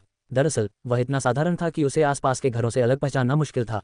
उस पर कोई बेल भी नहीं उग रही थी। जैसे ही मुझे शक हुआ कि क्या ये वाकई डायन का घर है, दरवाजा खुला और एक नंगी लड़की प्रकट हुई। उसके नीले बाल चारों तरफ फैले हुए थे और उसके सिरहाने की वजह से एक छोटे से जंगल जैसा लग रहा था। उसकी आंखें नींद से भरी थीं। उसने अपने हाथ के पिछले हिस्से से अपना चेहरा पोंछा। उसकी अस्पष्ट निगाहें लियोरा, मेरे और समुराई के बीच घूम रही थीं और वह बुदबुदाए। मरना। जोर से धक्का देकर दरवाजा बंद हो गया। लियोरा ने जोर से दरवाजा खोला। चुड़ैल, जो दरवाजे के ठीक पीछे थी, झटके से पीछे हट गई। वह जल्दी से संभली और एक लकड़ी का डंडा पकड़कर खड़ी हो गई। क्या बकवास है? कहीं से भी हमला। मरो, जोर से मरो। मैं लेवल -70 कुछ भी रैंक का साहसी हूँ। मैं तुम्हें एक लाश में बदल दूंगा। मरना, तुम ही मरने वाले हो। लियोरा ने अपनी दरांती पकड़ी और चुड़ैल का सामना किया। जादुई जादूगरनी के रूप को देखते हुए ये चुड़ैल शायद लियोरा को इतनी नज़दीकी से नहीं हरा सकती थी। खासकर अगर लियोरा केटर के पंख की शक्ति का इस्तेमाल करती तो उसे मारना लगभग नामुमकिन होता। हेवनली व्हील कौशल और येसोड विंग के समर्थन के साथ मेरे स्पिरिट बफ द्वारा उसके एचपी को बढ़ाने के साथ लियोरा आसानी से नहीं मरती जब तक कि उसे कोई गंभीर झटका न लगे। इस बीच लियोरा तुरंत मार सकता है। यदि डायन में स्थिति प्रभावों के प्रति प्रतिरोध की कमी है तो वह कुछ नहीं कर सकती। ने कहा कि लियोरा, हम ही वो लोग हैं जो बिना बताए अंदर घुस आए। हालांकि हमें तुरंत मरने के लिए कहना थोड़ा ज्यादा था। उसने एक देवता को मरने के लिए कहा। देवता वे प्राणी हैं जो मृत्यु से परे हैं। वास्तव में हमारा लक्ष्य पुनरुत्थान औषधि बेचना है। एक तरह से मैं सचमुच मृत्यु से परे हूँ। फिलहाल मैं लियोरा की इच्छा के अनुसार चल सकता हूँ। चुड़ैल को एक बार मारकर उसे जिंदा करके औषधि बेचने से काम चल सकता है। आखिरकार हो सकता है कि उसके पास मूल्यांकन कौशल न हो। ये औषधि के असर को साबित करने का एक कारगर तरीका होगा। शायद हमें उसे मार ही देना चाहिए। लियोरा की सहज बुद्धि कभी कभी उसे सच्चाई तक पहुंचा देती है। जैसे ही मैं मारने की हरी झंडी देने ही वाला था, समुराई ने मेरी आस्तीन खींची और मुझे पुनरुत्थान की औषधि थमा दी। उसने उसे चुड़ैल को दिखाया। वह, ये विश्व वृक्ष से बनी एक वस्तु है। तुम्हें ये कहाँ से मिली? मैं भी विश्व वृक्ष की सामग्रियों से औषधियाँ बनाना चाहता हूँ। ऐसा लगता है कि चुड़ैल वाली घटना आगे बढ़ गई है। हालांकि उसे मारने का विकल्प काम कर सकता था, लेकिन शांतिपूर्ण रास्ता अपनाना ज़्यादा आसान लगता है। कई गेम खेलने के बाद मैं समझता हूँ कि गंदे तरीकों का इस्तेमाल करने पर आमतौर पर किसी न किसी तरह की प्रतिक्रिया ज़रूर मिलती है। आप वास्तव में विश्व वृक्ष की सामग्री ढूंढने में कामयाब रहे, चुड़ैल मुस्कुराते हुए कहती है। ऐसा लगता है कि चुड़ैल वाली घटना आगे बढ़ गई है। हालांकि उसे मारने का विकल्प काम कर सकता था, लेकिन शांतिपूर्ण रास्ता अपनाना ज़्यादा आसान लगता है। कई गेम खेलने के बाद मैं समझता हूँ कि गंदे तरीकों का इस्तेमाल करने पर आमतौर पर किसी न किसी तरह की प्रतिक्रिया ज़रूर मिलती है। आप वास्तव में विश्व वृक्ष की सामग्री ढूंढने में कामयाब रहे, चुड़ैल मुस्कुराते हुए कहती है। अपनी उत्तेजना को छुपाने में असमर्थ नग्न चुड़ैल उत्साह से बड़बड़ाती रहती है। हालांकि उसके बिखरे बाल उसे छिपा रहे हैं, फिर भी वो चुड़ैल एक खूबसूरत जवान लड़की है। एक वयस्क पुरुष होने के नाते मैं उसे बस जवान ही कह सकता हूँ। वो लगभग 17 या 18 साल की लगती है। तो आपको विश्व वृक्ष की सामग्री कहाँ से मिली? नहीं रुकिए, आप एक साहसी व्यक्ति हैं। साहसी लोगों से जानकारी लेना बुरी बात है, लेकिन फिर भी आपको विश्व वृक्ष की सामग्री कहाँ से मिली? मैं पूछे बिना नहीं रह सकता। ये ईश्वर की शक्ति है। एक ईश्वर, विश्व, वह औषधि नहीं बनाता, वह तो केवल अपने दिव्य मूल्यों के आधार पर हमारी रक्षा के लिए मौजूद है। एक बहुत महान भगवान, मेरे भगवान। हम लियोरा की ईश्वर संबंधी बातें हमेशा श्रोता को चकित कर देती हैं। इस दुनिया में ऐसा लगता है कि सिर्फ द वर्ल्ड ही एकमात्र मान्यता प्राप्त देवता है। चूंकि मेरा और द वर्ल्ड का नजरिया बहुत अलग है, इसलिए इसमें कोई आश्चर्य की बात नहीं कि एनपीसी इसे समझ नहीं पा रहे हैं। विश्व में इसकी प्रतिष्ठा मिश्रित प्रतीत होती है। व्यक्तिगत रूप से मुझे द वर्ल्ड बिल्कुल नापसंद नहीं है। मैं अपनी जिंदगी इतनी लगन से नहीं जीता कि बेवकूफ़ लोगों से नफरत कर सकूं, और मैं इतना काबिल भी नहीं हूं कि ऐसे लोगों को दुश्मन समझ सकूं। लेकिन इसका मतलब ये भी नहीं कि मुझे ये पसंद है। चुड़ैल उत्साह से कमरे में इधर उधर उछलती है। एक प्यारी सी नंगी लड़की उछल रही है और उसकी हरकतों के साथ उसका शरीर भी हिल रहा है। मैं समझ गया। बैठो बैठो, तुम्हारा नाम क्या है? मेरी प्रयोगशाला में आपका स्वागत है। तुम्हें मारने के बारे में क्या ख्याल है? हत्या, तुम किस बारे में बात कर रहे हो? बस बैठ जाओ। घटनाओं के एक अजीब मोड़ में लियोरा एकदम सही मुद्रा में बैठ गई। ऐसा लगता है कि समुराई अपने लकड़ी के काम हुनर से उस दरवाजे की मरम्मत कर रहे हैं जिसे उन्होंने तोड़ दिया था। खुशकिस्मती से दरवाज़ा लकड़ी का बना था। ऐसा लगता है कि समुराई को लकड़ी के काम में आनंद मिल रहा है। वे शायद अंततः एक घर बनाना चाहेंगे, शायद विश्व वृक्ष के पास। क्रिएट डार्क से बना मेरा घर निश्चित रूप से सुविधाजनक है, लेकिन पूरी तरह से काले रंग का होने के कारण सौंदर्य की दृष्टि से बहुत आकर्षक नहीं है। इसकी ताकत भी औसत ही है। अगर समुराई ध्यानपूर्वक सामग्री का चयन करे और उसे बनाए, खासकर विश्व वृक्ष की सामग्री का उपयोग करके, तो ये लगभग अभेद्य किला बन सकता है। या शायद नहीं भी। लियोरा परोसी गई चाय की चुस्कियां लेती है। जाहिर है इसका स्वाद अच्छा है। अप्रेजल इस्तेमाल करने पर मुझे लगता है कि इससे मानसिक थकान दूर करने में मदद मिलती है। मैं सोच रहा हूं कि क्या हम इसे खरीद सकते हैं। हालांकि लियोरा मानसिक थकान को नज़रअंदाज कर सकती है, लेकिन मेरा मानना है कि वह अभी भी इसे महसूस करती है। चुड़ैल अपनी चुड़ैल वाली टोपी पहनती है और अपने नग्न शरीर पर एक वस्त्र लपेट लेती है। मैं एक चुड़ैल हूँ। मैंने अपना नाम त्याग दिया है, इसलिए मैं बस एक चुड़ैल हूँ। ये तो ठीक है, मैं भी अपना नाम त्याग दूंगा। मैं ईश्वर का सेवक बन जाऊंगा। क्या ये थोड़ा लंबा नहीं है? लंबा ठीक है। मैं अपना सिर इधर उधर हिलाता हूँ। यद्यपि मेरे आत्मिक रूप में सिर नहीं है, फिर भी लियोरा किसी तरह मेरी गतिविधियों को भांप लेती है और समझ लेती है। लियोरा तो लियोरा है, मैं हूँ लियोरा। लियोरा का नाम बदलने का संकट टल गया। वहाँ से बातचीत आगे बढ़ती है। पुनरुत्थान की औषधि दुर्लभ है और उसकी कीमत बहुत ज़्यादा है। मेज़ पर सोने के सिक्कों का ढेर लगना शुरू हो जाता है। ये बहुत पैसा है। बिल्कुल, पुनरुत्थान औषधि ऐसी चीज़ है जिसके लिए राजपरिवार भी जान दे देगा।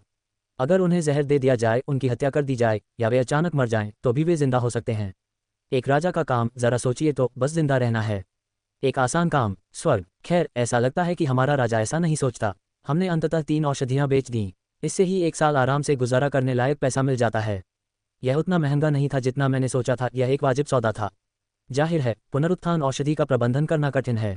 मृत्यु के बाद 30 सेकंड की समय सीमा को ध्यान में रखते हुए इसके उपयोग की आवृत्ति अत्यंत कम है।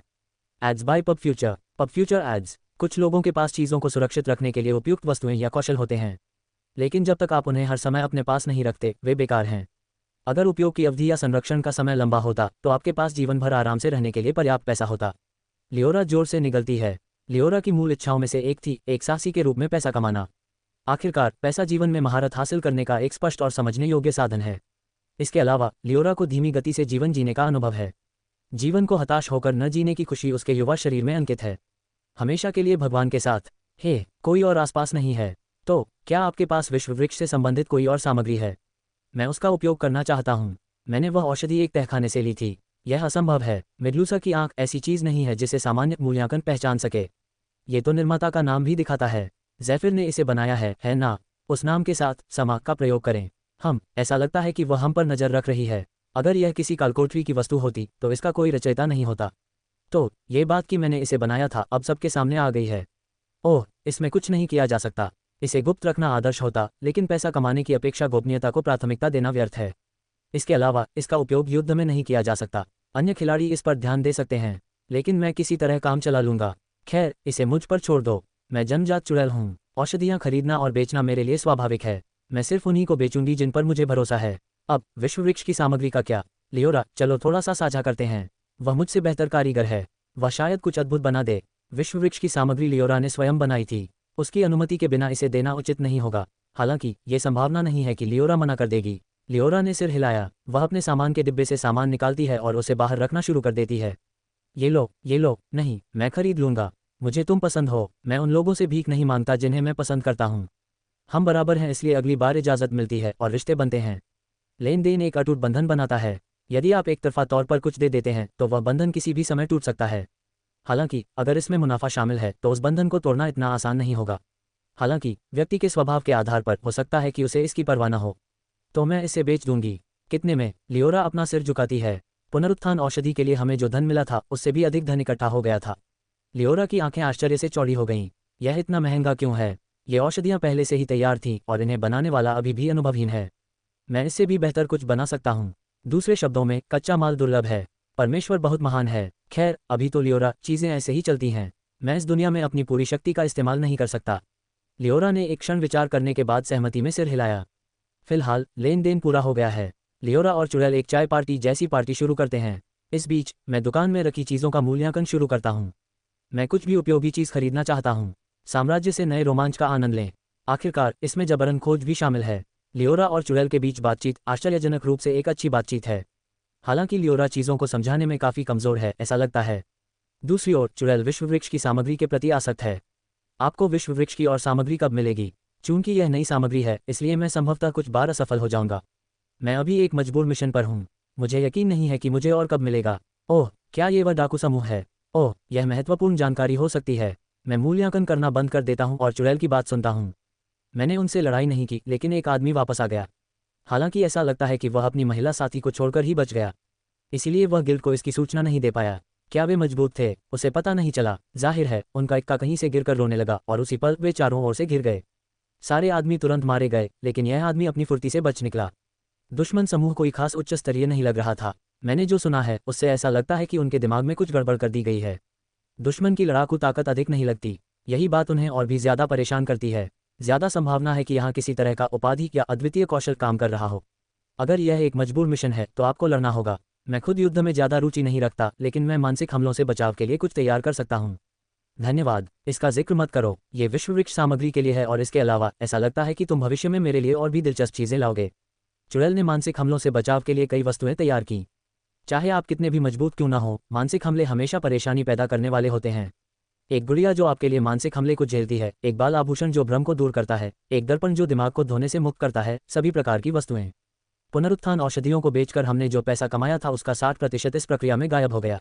उसके बाद लियोरा और मैंने एक सराय में एक कमरा किराए पर लिया। जब लियोरा आराम कर रही थी, मैंने बुलेटिन बोर्ड से डाकुओं के बारे में जानकारी इकट्ठा की। खेल में तीसरी लहर पहले ही आ चुकी थी और वे मुख्य रूप से तीसरे मैदान में खेल रहे थे। कुछ खिलाड़ी जो पहले क्षेत्र को पुनः प्राप्त करने में असफल रहे थे और अपने एनपीसी खो चुके थे, वे भी तीसरे क्षेत्र में चले गए थे। किसी भी स्थिति में तीसरे क्षेत्र में बहुत सारे खिलाड़ी थे। चूंकि यह मैदान पिछले मैदानों से काफ़ी बड़ा था, इसलिए अन्य खिलाड़ियों से मुठभेड़ दुर्लभ लग रही थी। ऐसा लगता है कि कुछ डाकुओं पर आत्माओं का साया है। परमेश्वर के सामने आत्माएं अर्थहीन हैं। वास्तव में, अगर लियोरा को पता चलेगा कि मैं उन आत्माओं में से एक हूँ, तो वह क्या सोचेगी?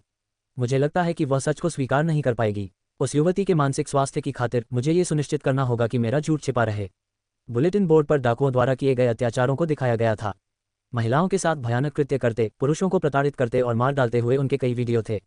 थोड़ी भी शालीनता रखने वाले लोग नाराज थे। दूसरी ओर, जो लोग ऐसे कार्यों से प्रसन्न थे, वे उनकी सराहना कर रहे थे और यहाँ तक कि उनसे सहयोग करने का अनुरोध भी कर रहे थे। अगर हम उन्हें जल्द ही बाहर नहीं निकालते तो ये परेशानी का सबब बन सकता है। असल दुनिया में ऐसी हरकतें अपराध मानी जाती, लेकिन खेल में इन्हें बस बुरा व्यवहार माना जाता। अगर ऐसे काम करने वाले लोग एक समूह बना लें तो यह उम्मीद से कहीं ज्यादा बड़ी समस्या बन सकती है। सबसे अधिक परेशानी वाला व्यक्ति समूह का नेता था।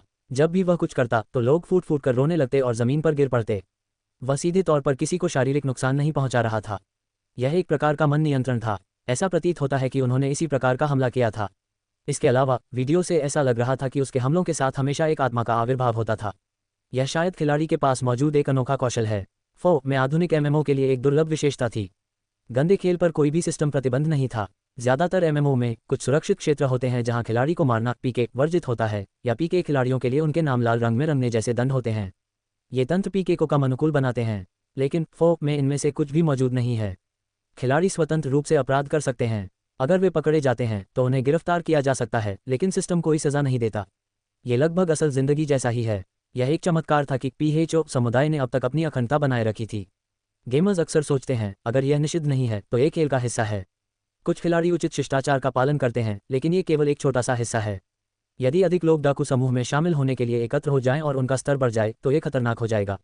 लियोरा और मेरे लिए एक सुरक्षित और मजेदार वीआरएमएमओ जीवन जीने के लिए हमें उन्हें खत्म करना होगा। मैंने फैसला कर लिया है लियोरा। इससे पहले कि वे और आगे बढ़ें हम उनसे निपट लेंगे।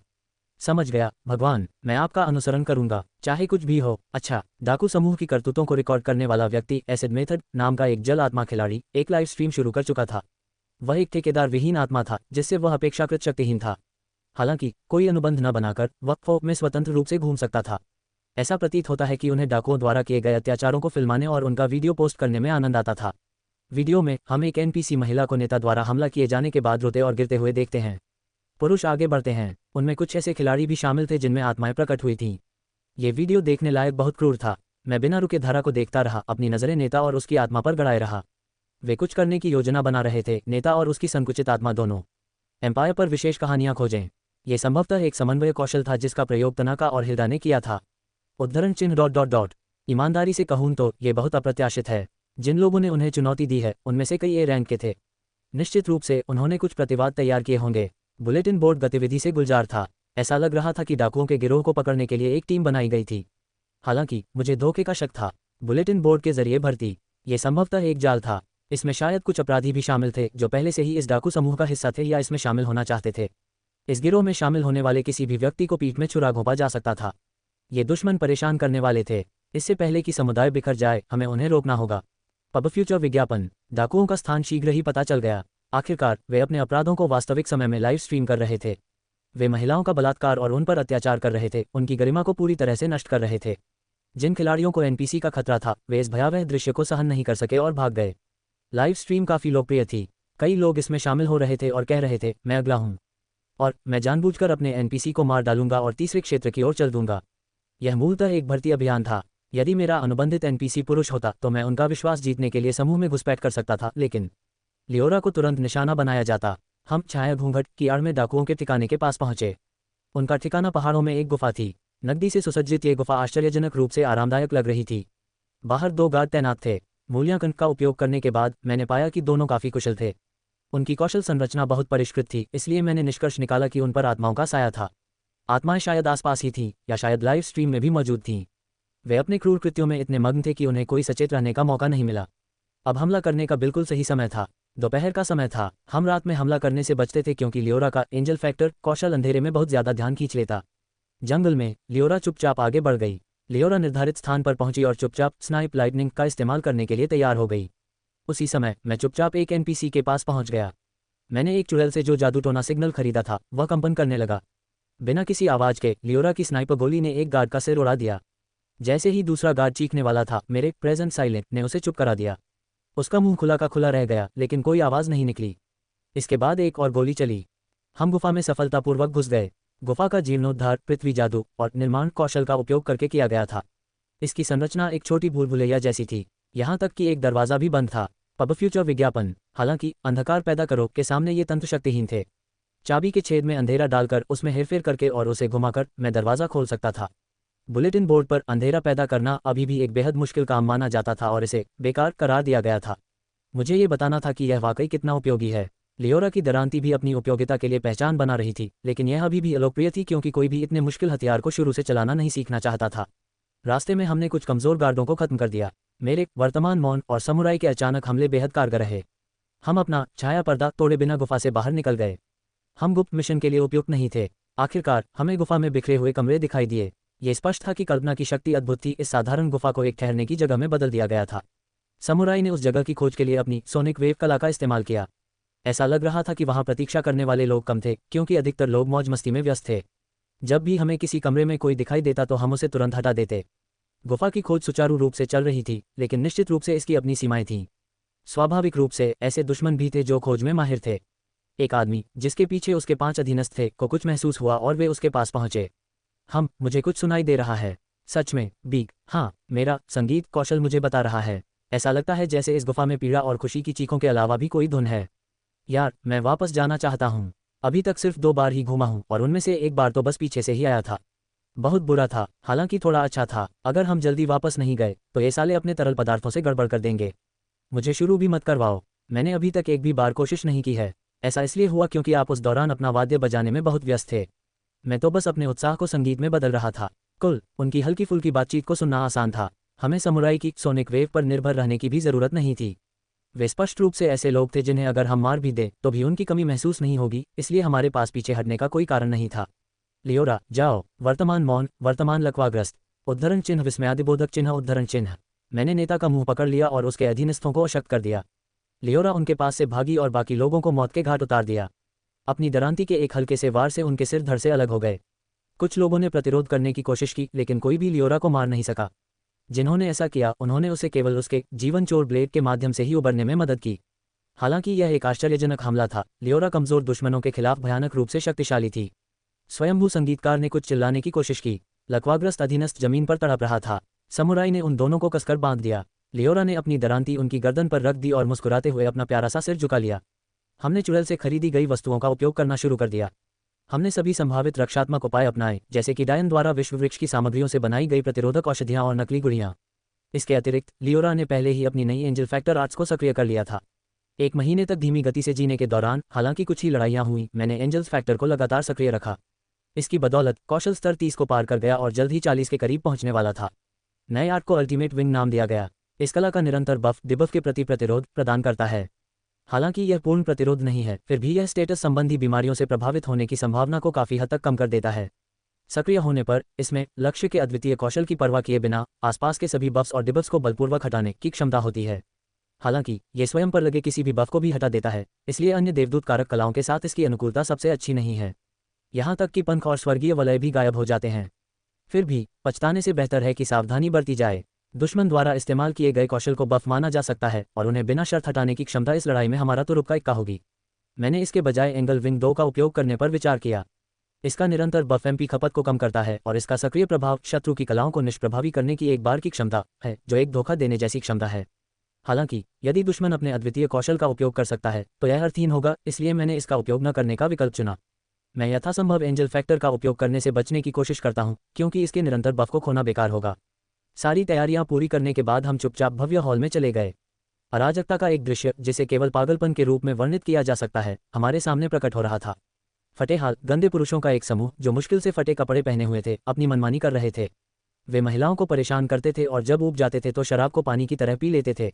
पुरुष जमीन पर खर्राटे ले रहे थे, कुछ आपस में लड़ रहे थे और कुछ तो साफ तौर पर संदिग्ध पदार्थों के नशे में थे। ये सबसे घटिया किस्म की पार्टी थी। लोलुपता और वासना का एक नीच दुराचार। यह उस तरह का दृश्य नहीं था जैसा मैं लियोरा को दिखाना चाहता था। मैंने उसे एक ऐसी लड़की के रूप में बड़ा करने की उम्मीद की थी जो फूलों और तितलियों की कद्र करती हो। ... हालांकि मैंने सक्रिय रूप से उसे डाकुओं को मारने के लिए मजबूर किया था। आदर्श सदैव वास्तविकता से दूर प्रतीत होते हैं, है ना? लियोरा, धीरे से निशाना लगाओ। दुश्मन ने हमें देखा नहीं है। वह कमजोर दिखने वाला युवक, वह इस समूह का नेता है। स्टॉक। उद्धरण चिन्ह, अल्पविराम उद्धरण चिन्ह। लियोरा ने चुपचाप सिर हिलाया। स्टॉक नाम का ये युवक इस पतित समाज का नेता था। उसकी व्यक्तिगत युद्ध क्षमता कम थी और उसका अनुमानित स्तर 40 तक भी नहीं पहुंचता था। हालांकि ऐसा प्रतीत होता था कि उनके पास एक शक्तिशाली अद्वितीय कौशल था। ये फो दुनिया कभी कभी अनोखे कौशल प्रदान करती है जिन्हें आधिकारिक चीट कहा जा सकता है। लियोरा का स्लॉटर ब्लेड अविश्वसनीय रूप से शक्तिशाली है, हालांकि इसमें कुछ कमियां भी हैं। इसका प्रभाव बस ब्लेड को बढ़ाना है। मैंने ऐसे कौशलों के बारे में सुना है, जैसे आंखें बंद होने पर सभी क्षति को आधा कर देना, टेलीपोर्टेशन, या किसी भी छुई हुई चीज को विस्फोट कर देना। ये सभी धोखा स्तर की क्षमताएं हैं। ये व्यवहारिक रूप से अलौकिक शक्तियों जैसा है। ऐसा प्रतीत होता है कि स्टॉक के पास इनके समान ही एक संदिग्ध धोखेबाज जैसा अनोखा कौशल था। लेकिन आधुनिक क्षमता युद्धों में एक मानक कमजोरी है। क्षमता उपयोगकर्ताओं की कमजोरी निशाना साधना है। किसी की क्षमताएं चाहे कितनी भी शक्तिशाली क्यों न हो, अगर आप उन्हें दूर से ही स्नाइपर शॉट से मार सकते हैं तो वे बेमानी हैं। और इस आदमी के पास स्नाइपर शॉट का जवाब देने का कोई हुनर तो था नहीं, है ना? अब शांति से मरो। लियोरा की दरांती एक चमक से चमक उठी और स्निप लाइट निकल पड़ी। हल्की गोली पल भर में स्टॉक के सिर में जा धंसी। एक जोरदार धमाके के साथ स्टॉक बेजान होकर जमीन पर गिर पड़ा। कुछ ही पल बाद उसके सिर से खून बहने लगा और यह सब देखने वाले डाकू सदमे से स्तब्ध रह गए। हालांकि एक ज्यादा काबिल डाकू ने तुरंत स्थिति को संभालना शुरू कर दिया। चूंकि हमने हमला किया था, छाया आवरण पहले ही हट चुका था। मार डालो मृत्यु देवता, जल्दी करो और हमें हमेशा की तरह बढ़ावा दो। जैसे ही डाकुओं में से एक ने चिल्लाया, उनके शरीर काली ऊर्जा से भस्म हो गए। यह शायद उस काली आत्मा का विशेष बफ कौशल रहा होगा, डार्कनेस बेस्ड। इसने अपने लक्ष्य से विवेक छीन लिया तथा उनकी शारीरिक क्षमताओं को अत्यधिक बढ़ा दिया। लार टपकाते हुए वे आदमी लियोरा पर टूट पड़े। ये दृश्य किसी ज़ॉम्बी सर्वनाश वाली फिल्म जैसा लग रहा था, लेकिन ये तो VRMMO की दुनिया है। मृत्यु देवता लड़की की आंखें काली हो गईं जब वह शांत भाव से एक कदम आगे बढ़ी। बिना कारण के योद्धा पूरी तरह से व्यर्थ थे। उसने एक झटके से चलती मुट्ठी को चकमा दिया, एक ही वार में ऊपर की ओर वार करके उस आदमी की गर्दन काट दी और अपनी ओर आ रहे भालाधारी को जवाबी वार से मार गिराया। उसकी ब्लेड में डेथ गाइड ब्लेड लगा हुआ था। जबरदस्ती के गंभीर प्रहार आसानी से मानव शरीर को चीर देते हैं। ये कला विशेष रूप से अन्य खिलाड़ियों के विरुद्ध प्रयोग किए जाने पर भयावह होती है। पीछे से कई दुश्मनों ने तीर चलाए। मैंने खेसेड़ का पंख पहले ही सक्रिय कर दिया था। अगर कोई तीर उसके सिर में भी लग जाता तो लियोरा उस क्षति को सामान्य कर देती और उसे झटक देती। जब तक तीर 5 मिनट के भीतर बाहर निकाल लिए जाएं, तब तक कोई समस्या नहीं होगी। लियोरा में भी धोखेबाज जैसी ताकत है। यह एक नरसंहार था। लियोरा के छोटे से शरीर की हर हरकत से खून के छींटे पड़ते और उसके अंग हवा में उछलते। कगुरा कौशल का इस्तेमाल करते हुए उसका नृत्य मानो किसी जानलेवा हवा जैसा लग रहा था। 5 सेकंड के भीतर 6 डाकू मृत पड़े थे। लियोरा भावशून्य होकर बिना किसी हिचकिचाहट के मौत फैलाती रही। बचे हुए डाकू डरकर कुछ चिल्लाने लगे। कुछ खिलाड़ियों ने प्रदर्शन किया। हालांकि कोई भी मैनिफेस्टेड खिलाड़ी चाहे कितना भी मजबूत या अजेय क्यों न हो, यह अर्थहीन है यदि उसका ठेकेदार कार्य करने से डरता है। मैं हमेशा की तरह NPC को मार सकता था। ईमानदारी से एक गोल खिलाड़ी प्रकट हुआ। प्रकटीकरण कौशल कई प्रकार के होते हैं। इस खिलाड़ी के आसपास के प्रभाव को देखते हुए ये निर्णायक प्रकटीकरण नहीं था जिसका उपयोग महत्वपूर्ण लड़ाइयों के लिए किया गया था, बल्कि मामला इसके विपरीत था। यह एक ऐसा प्रकटीकरण था जो लंबी अवधि के लिए था, जिससे वे अपने आंकड़ों में कोई बफ जोड़े बिना दुनिया भर में घूम सकते थे। ये युद्ध के लिए इस्तेमाल की जाने वाली कला नहीं है। फिर भी अब जब उन्होंने इसका इस्तेमाल करने की हिम्मत दिखाई तो इसका मतलब था कि कुछ तो गड़बड़ है। लियोरा भी इसे समझती दिख रही थी, लेकिन खिलाड़ियों को नुकसान नहीं पहुंचाया जा सकता। सच में, एक स्नाइपर द्वारा मारा जाना। मुझे लगता है कि इस पर काम करने की जरूरत है। हमें घातक बचाव कौशल को प्राथमिकता देनी चाहिए थी। अच्छा, उठो स्टॉक। अंधेरी आत्मा ने अपने आइटम बॉक्स से एक पुनरुत्थान औषधि निकाली। यह उस तरह का नहीं था जिसे मैंने कीमिया के माध्यम से बनाया था। नहीं, ये किसी आयोजन से प्राप्त पुनरुत्थान औषधि का पूर्ण संस्करण था। स्टॉक के समूह ने, जो तीसरी लहर का हिस्सा था, इसे पिछले महीने तीसरे क्षेत्र में हुए आयोजन में भाग लेने वाले NPC से चुराया होगा। उन्हें रोकने के लिए पर्याप्त समय नहीं था। स्टॉक पर पुनरुत्थान की औषधि डाली गई। लियोरा, जो इसे रोकने की कोशिश पहले ही छोड़ चुकी थी, फिर से स्निप लाइटनिंग का जाप करने लगी। हालांकि एक मैनिफेस्टेड खिलाड़ी गोलीबारी की रेखा में आ गया। उद्धरण चिन्ह ... मरना बहुत बुरा है। अरे ग्रिम रीपर, मैंने तुमसे कहा था मैं कोई ग्रिम रीपर नहीं हूँ। चलो चलें। हाँ, दुष्ट समूह के धोखेबाज जैसे अद्वितीय कौशल सक्रिय हो गए। बदमाशों के अद्वितीय कौशल सक्रिय होने वाले थे। ऐसा नहीं लगता कि हम उन्हें रोक सकते हैं। मैंने जल्दी से स्टॉक पर डार्कनेस क्रिएशन का जादू डाला। मुझे नहीं पता था कि उसका अनोखा हुनर क्या है, लेकिन अगर सक्रियण की शर्त में दिखाई देना शामिल होता तो यह समस्या पैदा कर सकता था। अगर मैं अंधेरे के पर्दे से उसकी दृष्टि को अवरुद्ध कर सकता। हालांकि इससे पहले कि मैं अपनी बात समाप्त कर पाता, दुश्मन की अभिव्यक्ति मेरी सबसे तेज चाल से आगे निकल गई। इसकी कल्पना करो, देखो, दुष्स्वप्न आघात दृष्टि, माइंड लेंस। अत्री पर कुछ डाला गया था। एक धमाके के साथ अत्री ने मृत्यु भरी छाया गिरा दी। उसकी घुमावदार आंखों का सारा रंग उड़ गया। अपना सिर पकड़ते हुए वह चीखी। बार बार शून्य में हाथ डालते हुए उसकी आंखों से आंसू बह निकले। किसी लावारिस पिल्ले की तरह घोर निराशा में अत्री ने किसी अदृश्य चीज की ओर हाथ बढ़ाए। मैं वीडियो से नहीं बता सका, लेकिन चूंकि मैं अत्री को अच्छी तरह जानता था, इसलिए मैं समझ सकता था। अब मुझे समझ आ रहा है, यह एक ऐसा कौशल था जिसका बचाव करना वाकई मुश्किल था। दुश्मन के अद्वितीय कौशल ने आपको कुछ देखने पर मजबूर कर दिया। बस इतना ही हुआ। यह कोई डिबफ नहीं था। सच कहूं तो यह मेरे शैडो व्हील जैसा ही था। एक तरह से ये सीधे रेटिना पर स्क्रीन प्रोजेक्ट करने जैसा था। मतिभ्रम उत्पन्न करने के लिए आपको सामान्यतः दवाओं या किसी प्रकार के मस्तिष्क हेरफेर की आवश्यकता होगी। हालांकि उनका हमला किसी पर जबरदस्ती VR हेडसेट लगाने जैसा था। यह एक अलग तरह का हमला था जिससे बचाव करना मुश्किल हो गया। मत, मुझे त्यागो मत। भगवान भगवान भगवान भगवान भगवान भगवान भगवान के बिना मैं दुश्मन का अद्वितीय कौशल मेरे अनुमान से कहीं अधिक कमजोर था। हालांकि अपने छोटे मोटे कौशलों को मिलाकर वे महत्वपूर्ण बदलाव लाने में सफल रहे। शियो, चलो थोड़ा समय लेते हैं। उनका स्तर कम है। अगर तुम और मैं उन्हें रोक लें तो अत्री ठीक हो जाएगा। वे उस दृष्टिकोण को अनिश्चित काल तक बनाए नहीं रख सकते। शियो ने अपनी प्रतानें बढ़ा दी और मैंने अपना ध्यान केंद्रित कर लिया। बाकी चोर खिलाड़ियों ने चोरों से गठबंधन कर लिया है। और अब पुनर्जीवित स्टॉक और उसका समूह। 3 मिनट। श्यो, अगर हम 3 मिनट तक नहीं रुक सके तो। एक पूर्ण पैमाने पर रक्षा लड़ाई शुरू हो गई थी। मेरे पास कुछ नहीं है। जन्म लेना एक गलती थी। अन्य बच्चे अपने परिवार और दोस्तों से घिरे हुए हैं और वे सभी बहुत खुश दिख रहे हैं। परिवार और मित्र बच्चों की देखभाल करते हुए बहुत खुश दिखते हैं। लेकिन मेरा परिवार सिर्फ दर्द में दिखता है। अगर मैं पैदा न हुई होती तो मेरे परिवार को मेरे जैसे बच्चे को जन्म न देना पड़ता। एक राक्षस। दुनिया अंधेरी लगती है, मानो एक अंतहीन रात हो। मुझे कई बार मारा गया, बहुत बार लात मारी गई। मत, मुझे त्यागो मत। भगवान, भगवान, भगवान, भगवान, भगवान, भगवान, भगवान के बिना मैं। आह आह आह। दुश्मन का अद्वितीय कौशल मेरी कल्पना से कहीं अधिक कमजोर था। हालांकि अपने छोटे मोटे कौशलों को मिलाकर वे महत्वपूर्ण बदलाव लाने में सफल रहे। समुराई, चलो थोड़ा समय लेते हैं। उनका स्तर कम है, अगर तुम और मैं उन्हें रोक लें तो लियोरा ठीक हो जाएगी। वे इस दृष्टिकोण को अनिश्चित काल तक बनाए नहीं रख सकते। समुराई ने अपनी प्रतानें बढ़ा दी और मैंने अपना ध्यान केंद्रित कर लिया। बाकी चोर खिलाड़ियों ने चोरों से गठबंधन कर लिया है। और अब पुनर्जीवित स्टॉक और उसका समूह। 3 मिनट। समुराई, अगर हम 3 मिनट तक नहीं रुक सके तो। एक पूर्ण पैमाने पर रक्षा लड़ाई शुरू हो गई थी। मेरे पास कुछ नहीं है। जन्म लेना एक गलती थी। अन्य बच्चे अपने परिवार और दोस्तों से घिरे हुए हैं और वे सभी बहुत खुश दिख रहे हैं। उनके परिवार और मित्र बच्चों की देखभाल करते हुए बहुत खुश दिखते हैं। लेकिन मेरा परिवार सिर्फ दर्द में दिखता है। अगर मैं पैदा न हुई होती तो मेरे परिवार को मेरे जैसे बच्चे को जन्म न देना पड़ता। एक राक्षस। दुनिया अंधेरी लगती है, मानो एक अंतहीन रात हो। मुझे कई बार मारा गया, बहुत बार लात मारी गई। जमीन पर पटक दिया गया, पानी में भीग दिया गया, लाठियों से पीटा गया और गालियां दी गईं। गांव के कानून उन्हें मुझे मारने से रोकते थे, लेकिन मैं एक मवेशी से ज्यादा कुछ नहीं था, बस मुश्किल से जिंदा रखा गया था। यही मेरी रोजमर्रा की जिंदगी थी। कोई बचने का रास्ता नहीं था। मेरे जैसे बच्चे के लिए तो बाहर जाने पर ही मौत आएगी। नहीं, शायद मर जाना ही बेहतर होता, लेकिन छोटी उम्र से ही मेरी आत्मा में यह बात बिठा दी गई थी, बाहर मत जाना। हिंसा और दुर्व्यवहार, बाहर मत जाओ। मैंने अपने परिवार से यही सब सीखा है। शायद मैं मरना चाहता था। एक दिन मेरी माँ बीमार पड़ गईं। मैं बहुत खुश हुआ। ऐसा इसलिए नहीं था कि मैं कोई जीत का एहसास कर रहा था। अगर मैं अपनी माँ को ठीक कर सकूं, तो शायद मैं भी आखिरकार मुस्कुरा सकूंगा। वह मुस्कान जो अन्य बच्चों ने बहुत सहजता से धारण कर ली थी। वो मुस्कान जो मैंने अपने परिवार के चेहरों पर कभी नहीं देखी थी, या अपने चेहरे पर भी नहीं।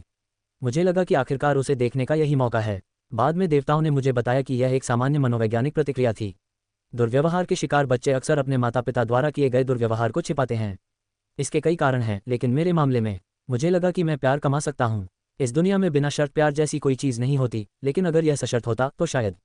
कितने मूर्खतापूर्ण विचार हैं ये, लेकिन शायद उस दिन मैं मरने के लिए तैयार था। उस दिन मैंने जो निर्णय लिया उसके कारण मेरी मुलाकात ईश्वर से हुई।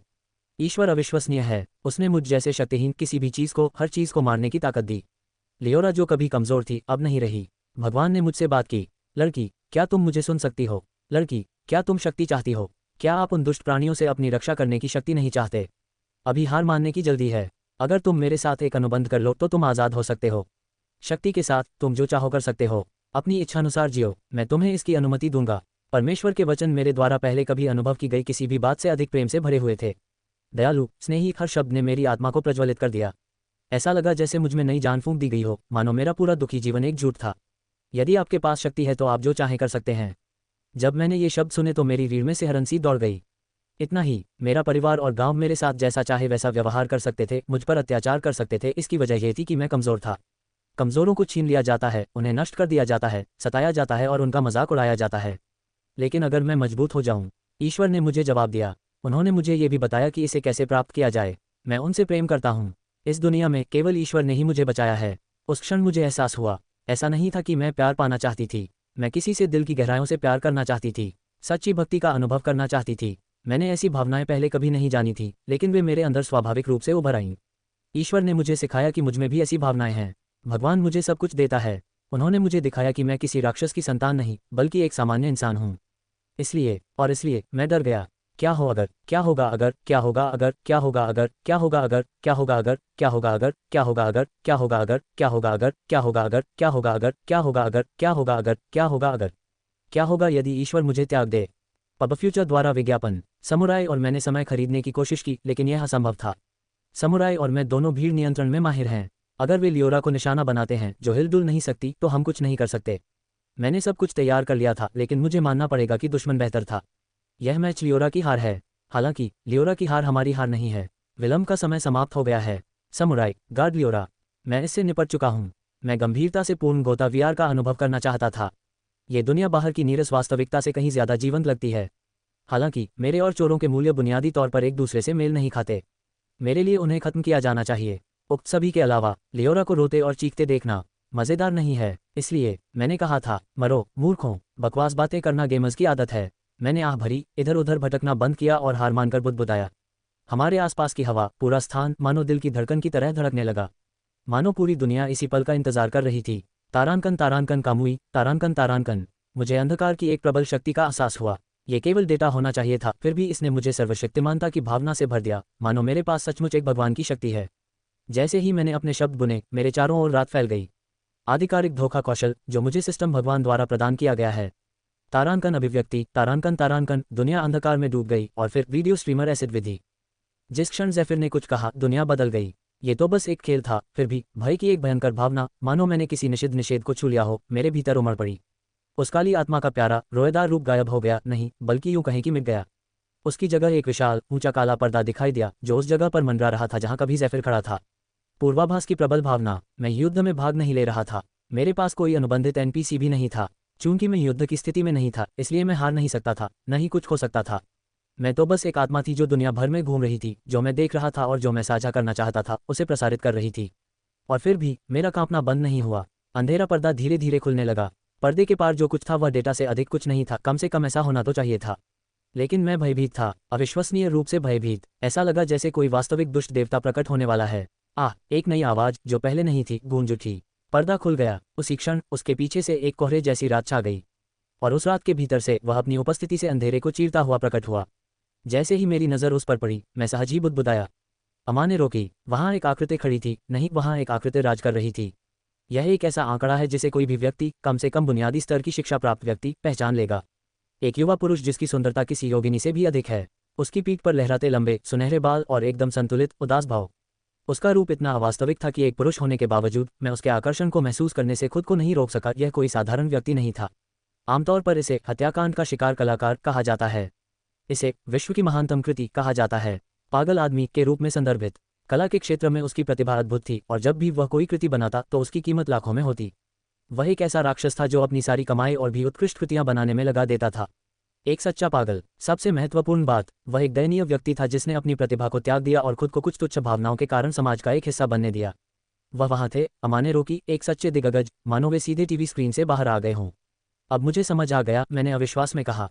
इस गेम सुगो में ऐसे राक्षस थे जिन्हें असली धोखेबाज कहा जाता था। ज़ेफायो उनमें से एक माना जाता था, जो खास तौर पर कुख्यात रूप से मुश्किल कौशल क्रिएट डार्क, एक राक्षसी क्षमता को संभालने के लिए जाना जाता था। मंचों पर अक्सर कहा जाता था, केवल ज़ेफिर या अमा ने रोकी ही इस तरह के कौशल को स्वतंत्र रूप से संभाल सकते हैं। अमा ने रोकी को प्रत्यक्ष देखकर मैं कांपने से खुद को नहीं रोक पाया।